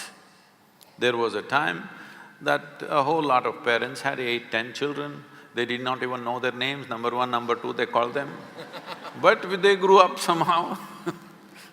They just provided the basic ecosystem and they just grew up. So let's not make it too whatever, because you can easily… because today is a time of just one child or 2 children, and we become totally, overly emotional about what is ours, and we lose perspective of what is the reality. A child will grow up anyway. If they're nourished, they will grow up. Now, what should they grow up as? Should they grow up confused? Should they grow up strong? Should they grow up stable? Should they become sage-like? Should they become something else? That's a question. What they should become in the world is a social issue. That will be decided by the times in which they grow up and the exposure that they have. Now you become a filmmaker, not because you're intrinsically a filmmaker, because you're in Mumbai, you come from that kind of family and the atmosphere around you is like that, naturally you choose that. Suppose you were somewhere else, let's say 1,000 years ago you were somewhere else, would you be thinking of filmmaking?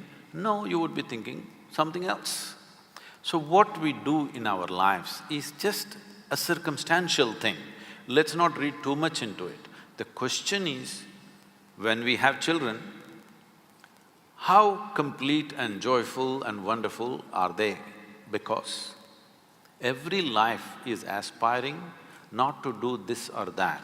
Every life is aspiring only to become a full-fledged life, that's all. Whether it's a worm, insect or plant or tree, they're only aspiring to become a full-fledged life. There is no other aspiration in life, including ourselves. Only problem with the human being is, we know what is a full-fledged worm, we know what is a full-fledged mango tree, but we don't know what is a full-fledged human being. This is the only problem. My work is just this, to make people perceive, not understand. You must understand the difference or the distinction between perceiving, experiencing and understanding. Not understand, but perceive and experience what it means to be a full-fledged human being. And that's all that must happen to your children and every other children, every other child on the planet. What should happen? They must become full-fledged life, that's all. For this, they need an ecosystem and nourishment, not teaching from another time, because you belong to another time, you're past. You may not like it, I'm not saying as a director you're past, I'm saying in terms of time compared to your children, you're past, okay? So, one important thing that we need to do when we have children is not to help them not to get overly identified with us. This is to make an investment, heavy investment, child means, but not expect any return. This is difficult for a stock market world, how to make an investment without return. But this is what bringing up a child means. You want to make a heavy investment, no return expected. This is all. If you want to… because I've… in raising my girl, I won't go into the lengthy affair, but I made sure nobody teaches her anything, nor did I teach her anything. No 1, 2, 3, no ABC, no Mary had a little lamb, because I don't care whether Mary had a lamb or not, you know. People said, Sadhguru, the way you're bringing up this girl, she won't know how many fingers she has. I said, I don't care whether she knows how many fingers she has, as long as she knows how to use her fingers. Why should she know this is 10? She thinks this is 100. Actually, this used to happen when she was just… because I just exposed her to nature. As much as possible, I exposed… if there is nothing else, at least I took her up on the terrace and showed her the stars, which you can't do in Mumbai. You will show other kinds of stars in Mumbai. So, she would look up at the sky and say… she would call me by name, first name, and say, Jaggi, 10 stars. Because in her mind the biggest number is 10, somewhere she heard 10. Yeah. So she didn't say million, she said 10. I said, yes, 10. What is the problem? Whether a 10 stars or 10 billion stars, what is your problem? You think you're very knowledgeable because you know there are 100 billion galaxies. In what way does it matter whether there are 100 billion or there are none? What way does it matter? Because you are not seeing stars, you are only seeing the reflection in your mind, isn't it? If you spend time to know the nature of what makes you experience all this, So she asked me once something, so I just told her just this is all you need to know about life. Never look up to anybody. She looked at me like this. I said, not even me, because the value of me will be completely lost the day you look up to me. You must look at me just as I am, then you will see immense value for who I am. If you look up to me, you will miss everything and one day you want to hang me on your wall. As you did to everybody else, to Rama, Krishna, Buddha, Shiva, everybody, you hang them on your wall, you will hang me also on your wall. You will miss the entire value, you missed all those guys. Now you will miss me also. You must look at me just the way I am. Never look up to anybody, never look down on anybody. This is all.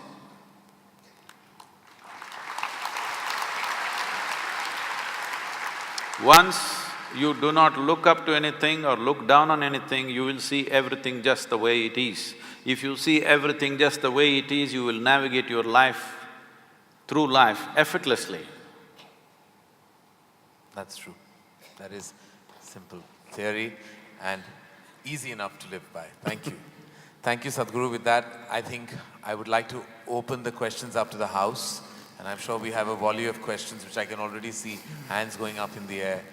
I don't even know where to start. Okay, yeah. Sorry? You worked hard for this? Okay, then I suppose hard work should never go unfounded. Hello? Is there a mic that is circulating?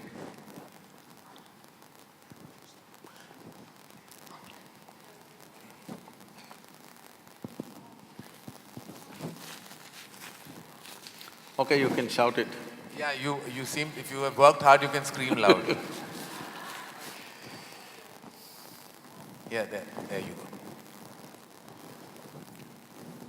go.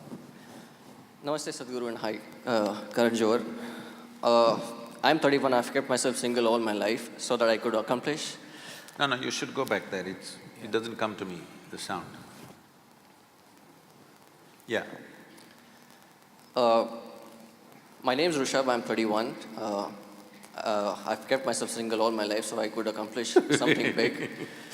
And you of all people should know how important and difficult it is. Important because to accomplish something big, if you're single, it helps without added responsibilities on your shoulders.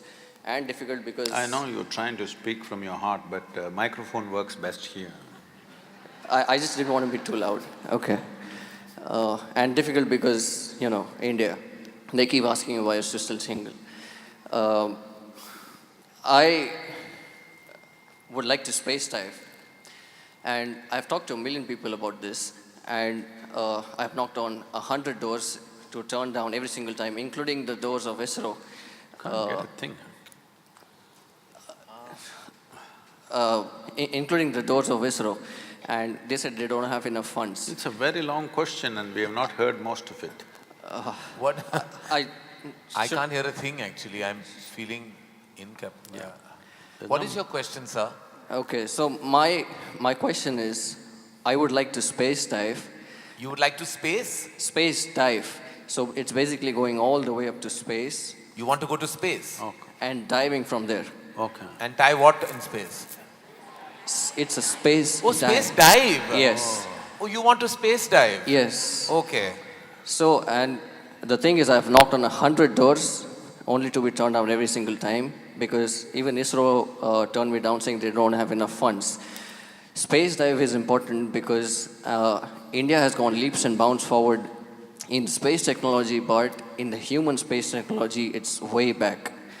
My question to you, Sadhguru, is, my biggest weakness is I like to live in danger. My question to you, Sadhguru, is where do I find an organization that will help me with the discipline, yoga and meditation, that will help me with this? And where do I find a person, most preferably a movie director, that will fund this project, understand the importance of it, understand the importance of this project, that India needs a human space program, fund it, and make a movie out of it which has less drama, less songs, and more of how a person struggles to get the mission accomplished. Okay. And get rich. We got the question. You took a long time to get to the question, but… He wants to space dive, he wants me to make a movie, he wants to help. No, he wants money. He wants money. My dearest 31-year-old, that's all I heard, that you were 31. If I had money, the last thing I would do is give it to you to space dive. There's many things that I would do with that money, and yours is not on my bucket list. But would you like to answer his space diving? The day after tomorrow, that's on 5th, day after tomorrow is… I'm sorry, tomorrow is 5th. Tomorrow evening. Tomorrow evening I'm at the ISRO at Sriharikota for the launch. Let me see if I can attach you to the rocket. Yeah.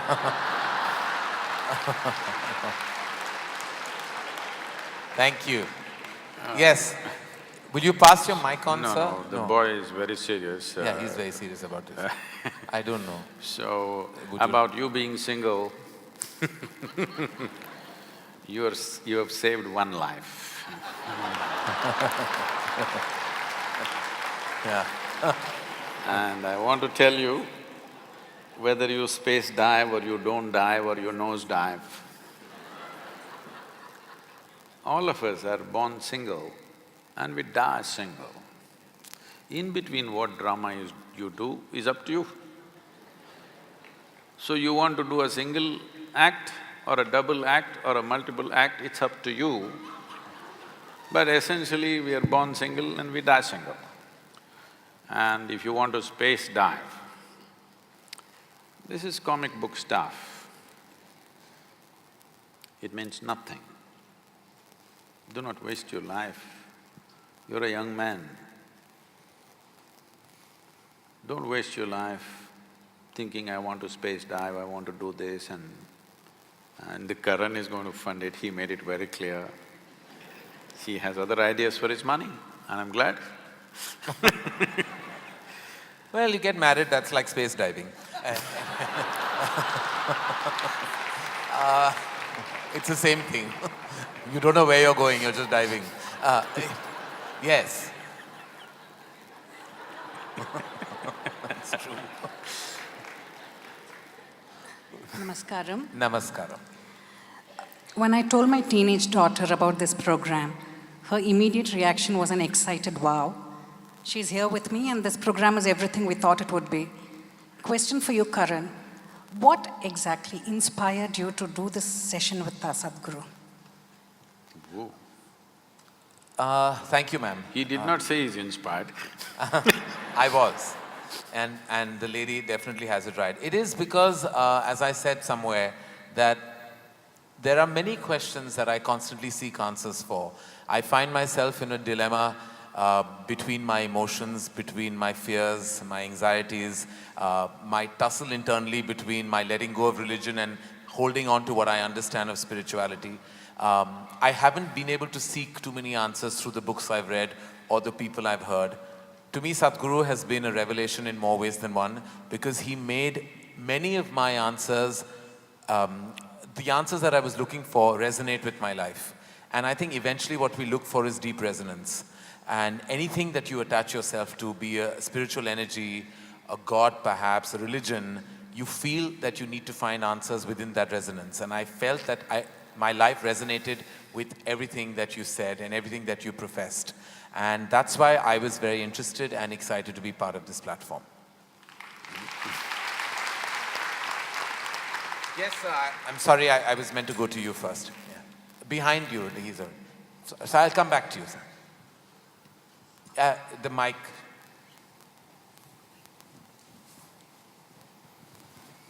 Thank you. Namaskaram, Sadhguru. Hello, Karan. Hi. There are two questions. If the first one is answered, I don't need the second one's answer. There's a request. Can I please get a hug from you, Sadhguru? Hey, why don't you try him?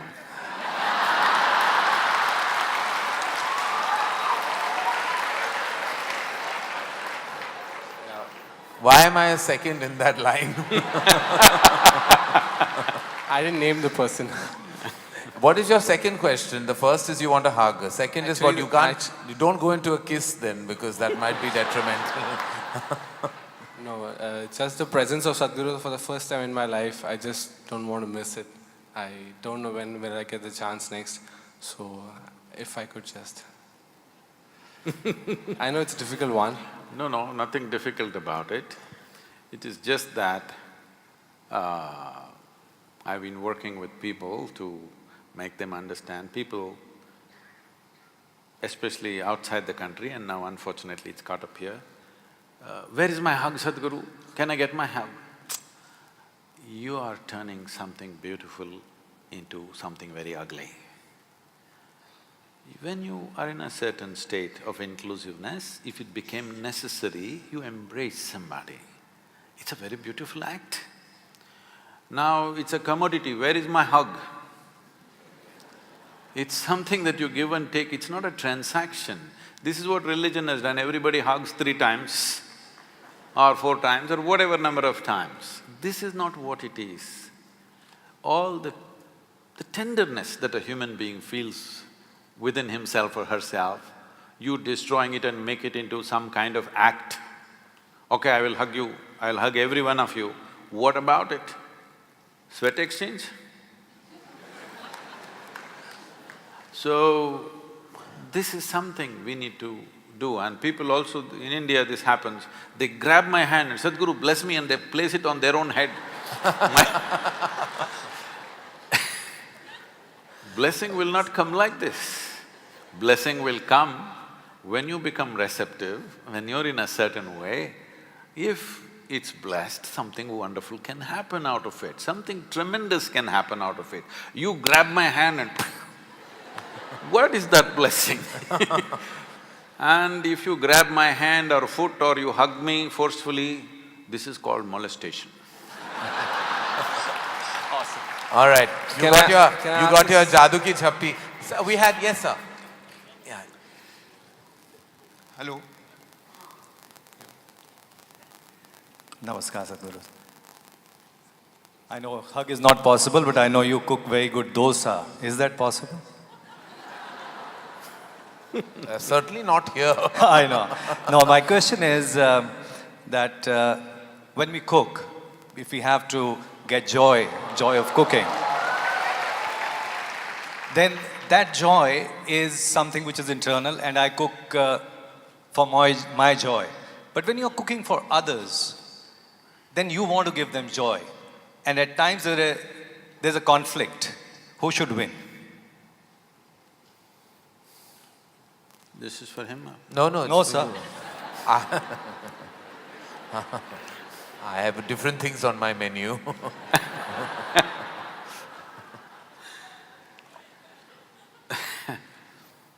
See, let us not make everything… This is the most fundamental thing about being spiritual, or spiritual process means just this. Essentially spiritual process means this, that you live here like only you exist, nobody else but you. Because you see everybody as yourself and there's no issue. People ask me, Sadhguru, wherever you go, whether it's 10,000 people or 100,000 people, how do you speak? Well, I'm talking to them like if I had the habit, I don't have. If I had the habit of talking in front of my mirror, how I would speak to myself, that's how I'm speaking. There is no… what I'm doing is not some kind of oratory or discourse, I'm just talking like I would talk to myself because I don't see anybody but myself. So, spiritual process means just this, that in some way you became all-inclusive. In your experience, you became all-inclusive. So, one thing that has disappeared from your life is comparison and competition. Comparison starts and then it transforms itself into competition and then it goes into ugly things. So even for something as alive and beautiful as joy, joy is joy is the most important aspect of your life, you know. That is, joy means your experience of you being… your existence is fantastic. Your experience of your existence has become beautiful, that's why you're joyful. Now, I'm not joyful because I make the best dosas, not you, okay? Not because I make the best dosas, nor will I be super joyful because I eat whatever the best things that you cook. Before I come into your restaurant, I'll be very joyful. If you make something good, I will eat joyfully. If you make something good, very joyfully I will push it aside. But with your good cooking or bad cooking, you can't steal my joy, nor can you give my joy. I want you also and everybody in the world to become like this, that somebody else cannot determine what happens within you. Because… Yes, ma'am. You are calling fundamental sense of slavery that you get into with beautiful names. This is dangerous. So, anyway, people are saying wonderful things about your cooking. They've not said anything about you, but they've said wonderful things about your cooking. I would like to eat one day. I don't know if I can afford it, but Yes, ma'am. We get a mic for you, ma'am. Namaste, Sadhguruji. My name is Devika Patel, and I'd like to ask you a question because you're a mystic, and even otherwise, please don't say I don't care, because many people out here, I'm sure, do. My question is, what do you think of reincarnation? Do you believe in it? And if so, can you elaborate on the subject and let us know what you were in your last birth? Thank you.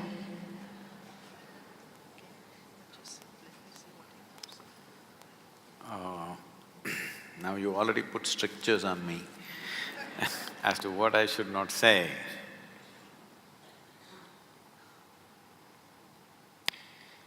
For me, last 3 lifetimes, I have been same work, around the same place, and a few people, handful of people, same people, to such an extent that sometimes by mistake I end up calling them by old names. But you should not believe all this nonsense. No, because the moment you believe it, you will look at this person and little, if they're friendly with you, oh, maybe in my last life, my past life. It is very good you don't remember a thing about anything, because in your present life, you are not able to handle the emotional tangles and psychological involvements with people. If you remember 10 lifetimes, you will break your mind. It takes an extraordinary sense of dispassion to download many lifetimes of memory and still not respond or react to those things and simply see it for what it is. In your present state, if such things happen, it'll be a disaster, but anyway, you should not believe these things, because you should not believe anything or anybody. You should not disbelieve them either.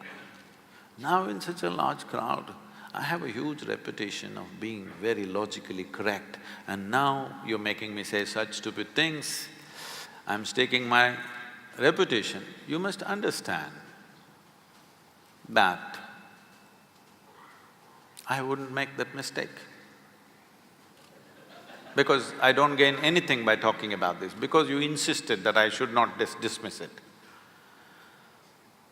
But essentially what you're asking is, let me translate this question for you. Essentially what you're asking is, when you say, is there a past life or is there a future life, what you're asking is, beyond this body, is there something more? That's all you're asking. After my death or before my birth, was there something else? This is the question. Or you're asking, what is the nature of my existence? Well, that's my full-time business, to bring you to that experience as to what is the nature of your existence. You must come. You should not ask just a casual question here in Mumbai and disappear. Now you made me say illogical things in front of all these people. Now you must invest some time to know what is the nature of your existence. Otherwise, it's entertainment question.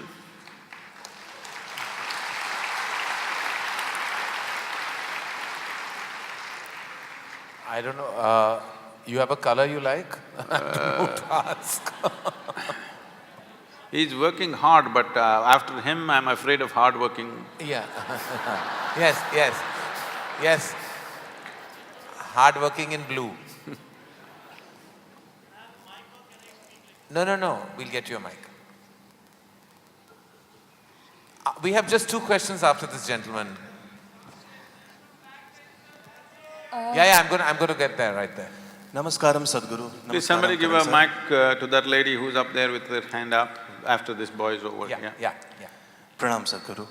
Sadhguru, my name is Aishwarya Nigam, and I have been to the ashram many times and I have read many of your books. You must quickly come to the question. The question is, Sadhguru, I am stuck here and I want you to please guide me. Tell me in a child's language what is the answer and what is the solution. I don't want to give importance to my own thoughts and emotion. Tell me how. Please make me understand. I don't know when will I get this mic again. Although I am always in your presence, but I want the answer, Sadhguru. I don't want to give When you get out of this hall, start walking south. If it's a genuine question, if it's a question which truly matters, you must seek. I would have gone to the ends of the world if I found somebody who could answer the billion questions I had. If really it matters to you, the question, you must seek. If you think going south is the answer, if you don't think so, you shouldn't bother with me. If you think so, you shouldn't waste a moment of your life, because I want everybody to at least be straight and some basic integrity to your life. You ask big questions and you leave it and go and sit in the matinee show. I'm not saying you should not go to the matinee, I'm sorry. I'm saying the wrong things, wrong examples. It's fine, no offense taken. So, I want you to understand, somebody came and asked me recently, Sadhguru, are you a devotee of Shiva? I said, you fool, did you ever see me sitting somewhere and doing Shiva puja? Did you see me? My entire bloody life, I've invested in you, all right? There is nothing else I do except constantly seeing how to raise people to the next step. And you are asking me, I am a devoted to somebody, I am bloody devoted to you and you're not seeing it? So, when you ask this question, I take the question seriously, I believe you're genuine. But then you go and get drunk today evening. I am not against any of those things, a matinee or drink or this or that. All I am saying is, you must have some integrity to your life. When you ask a big question, you must make the investment, isn't it, of time and energy? You must invest life. Because to bloody answer this, I've invested my entire life. Yes. Sadhguru, you had pointed out there was… Yes, to the lady right at the back. Right at the back. I have a question. One moment, sir. We're just going to the lady and then we'll get… who's that person? She still doesn't have the microphone, he's on already. Okay, you're on the… All right, go ahead. Namaskaram, Sadhguruji. My question is, what can be the greatest change one can bring to our life to make it more blissful in this birth? You got to change. You have to… You got to change, I You got to change. There's nothing else. You think by doing something else this will become blissful? No. This one has to change to become blissful. Yes, the lady. Has she got the mic? Yes. Just reaching you, ma'am. Namaskar to one and all. So my question is, I get very attached easily, and now I feel I'm very attached to my responsibilities. So how do I break this bondage, and if I really want to do something for myself, not for anybody, just to feel the joy that I've been listening to you, if I want to really feel that joy, how do I break the bondage of responsibilities and move ahead? And how do I overcome my attachments?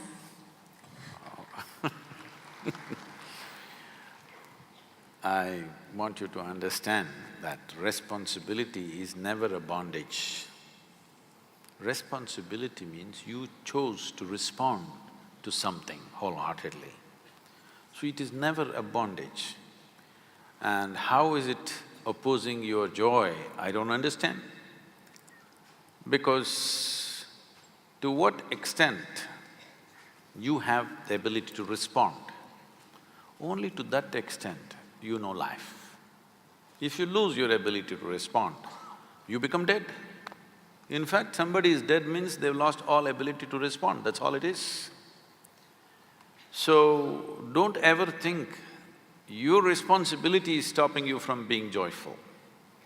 If you had no responsibilities, many of you would be freaked to madness. You are fortunate, you got something to dabble with. Nothing to do, I'll keep you in a room, nothing to do, I'll feed you well, you will go crazy. You must be glad there are distractions for your madness. So, you must understand this.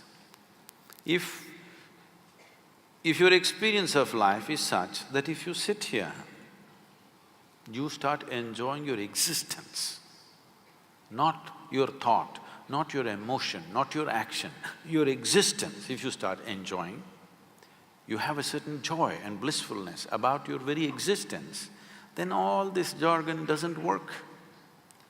If that one thing has not happened to you, you are in a desperate condition, you have to do a million things to know a little bit of pleasantness.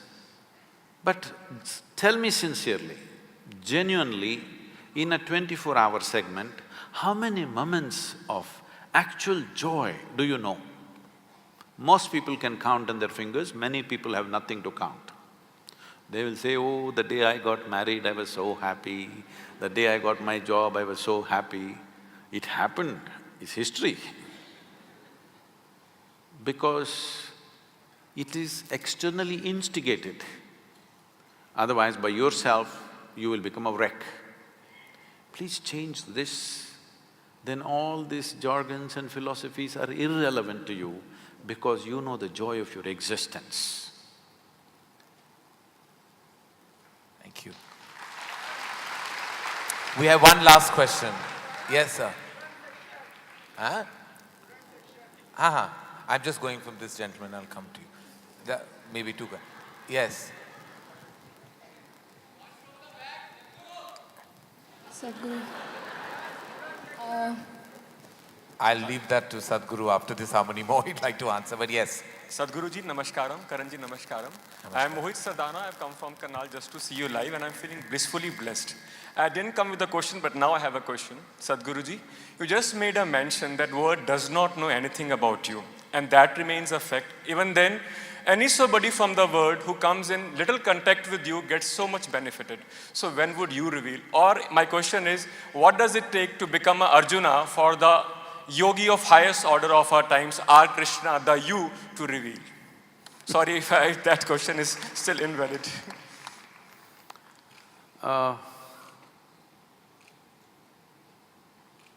This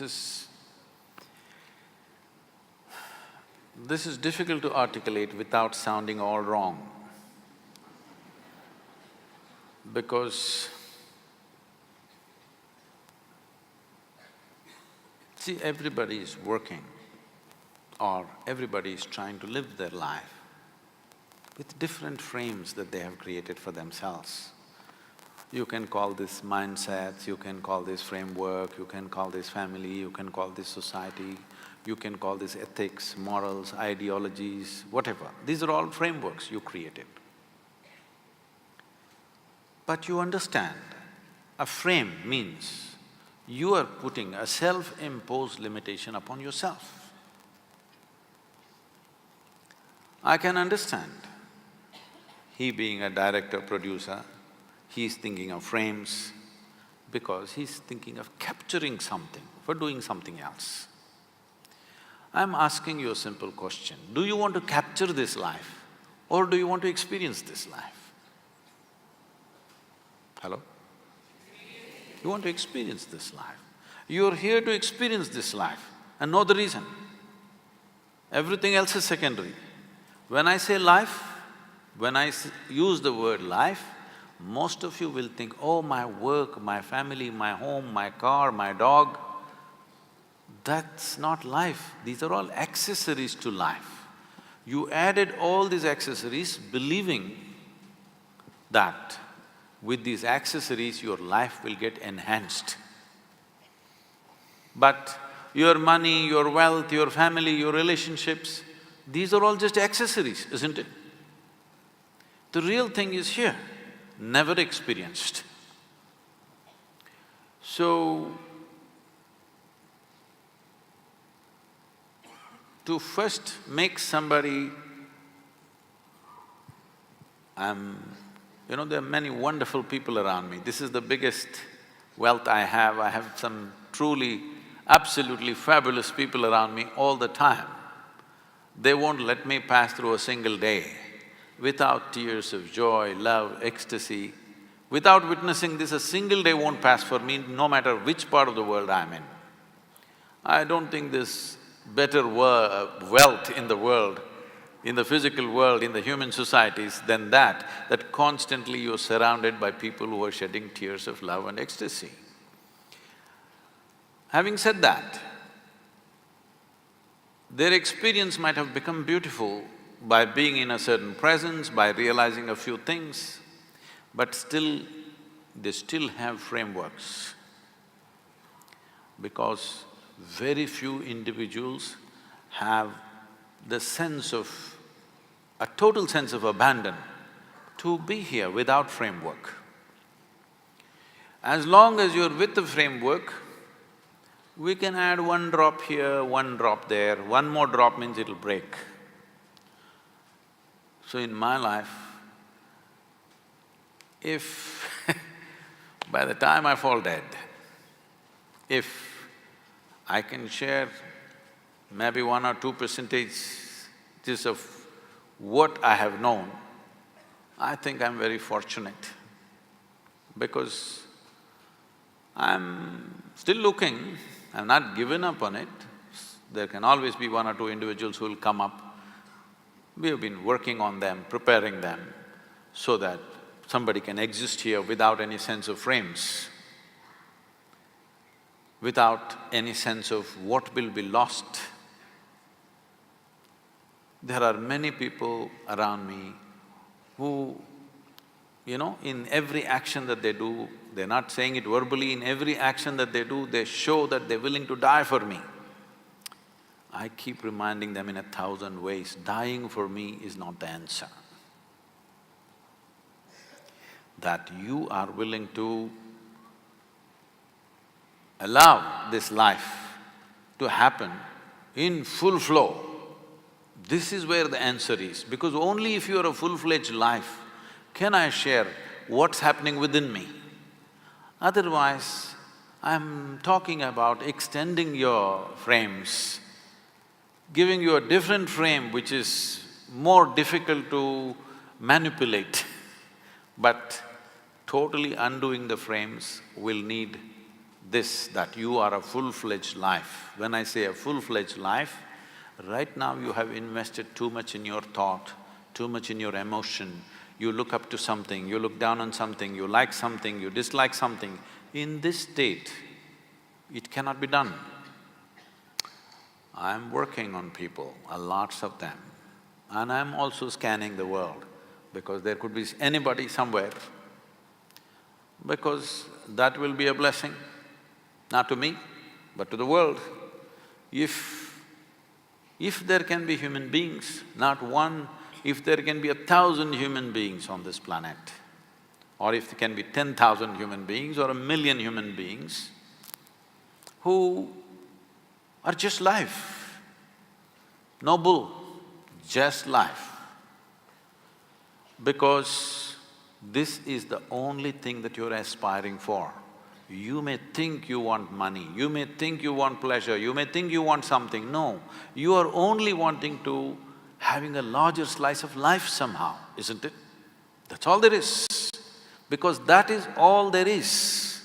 You think money will get that, education will get that, love will get that, pleasure will get that, but essentially you want a larger slice of life. So if you want in slices, we will cut it and serve it because we have to keep you going, otherwise you'll run away. But I want to see you a day when I can throw life at you just like that, without making slices out of it. That would be a great day. Make it happen, because I want to change. I want to change the perception of what is street. If you say street, if you use the word street, people will think booze, people will think drugs, people will think prostitution, all the ugly things.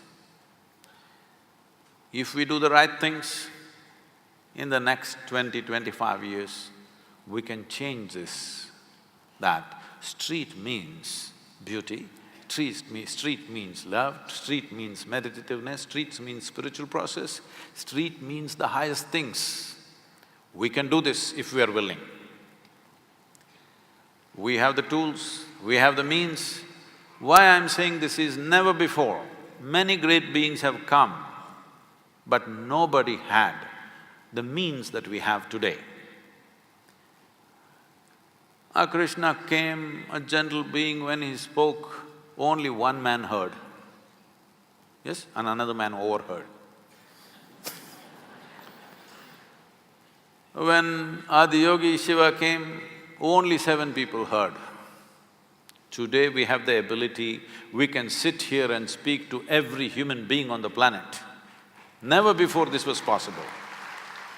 Now we have such an ability to communicate. If we do not communicate the right things, we are committing a crime against humanity. So when we have this kind of power to communicate, whatever is the highest dimension of life should become street. My essential work is this, to bring down spirituality from mountain tops to street. That's why my language is little street. Not at all with that. I'm sorry we won't be able to take any more questions. We've reached the end of this conversation with the mystic, and thank you, Sadhguru. Thank you for your words, your wisdom, and everything that you always bring to the energy table of our universe. Thank you so much. It's truly been an honor. Thank you. And thank you to all of you for being a wonderful audience. Thank you.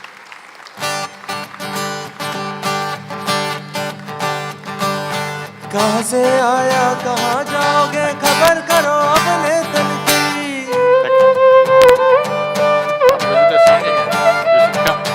कहाँ से आया कहाँ जाओगे खबर करो अपने तन की कोई सतगुरु मिले तो भेद बतावे खुल जावे अंदर खिड़की खुल जावे अंदर खिड़की जावे अंदर खिड़की कहाँ से आया कहाँ जाओगे खबर करो अपने तन की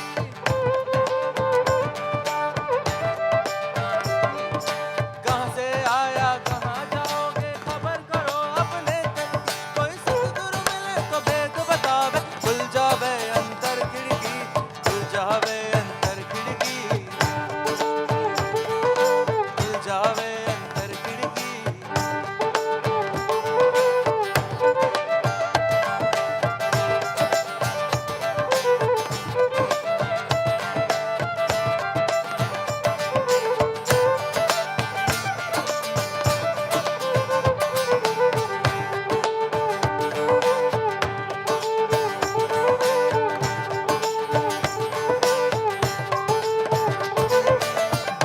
बैठा ध्यान लगावे भीतर सूरत रही अटकी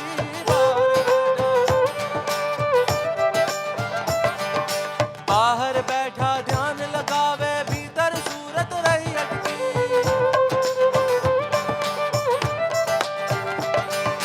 बाहर बंदा भीतर गंदा बाहर बंदा भीतर गंदा मन मैला मछली गटकी मन मैला मछली गटकी मन महला मछली गटकी कहाँ से आया कहाँ जाओगे खबर करो अपने तन की कोई सतगुरु मिले तो भेद बतावे खुल जावे अंदर खिड़की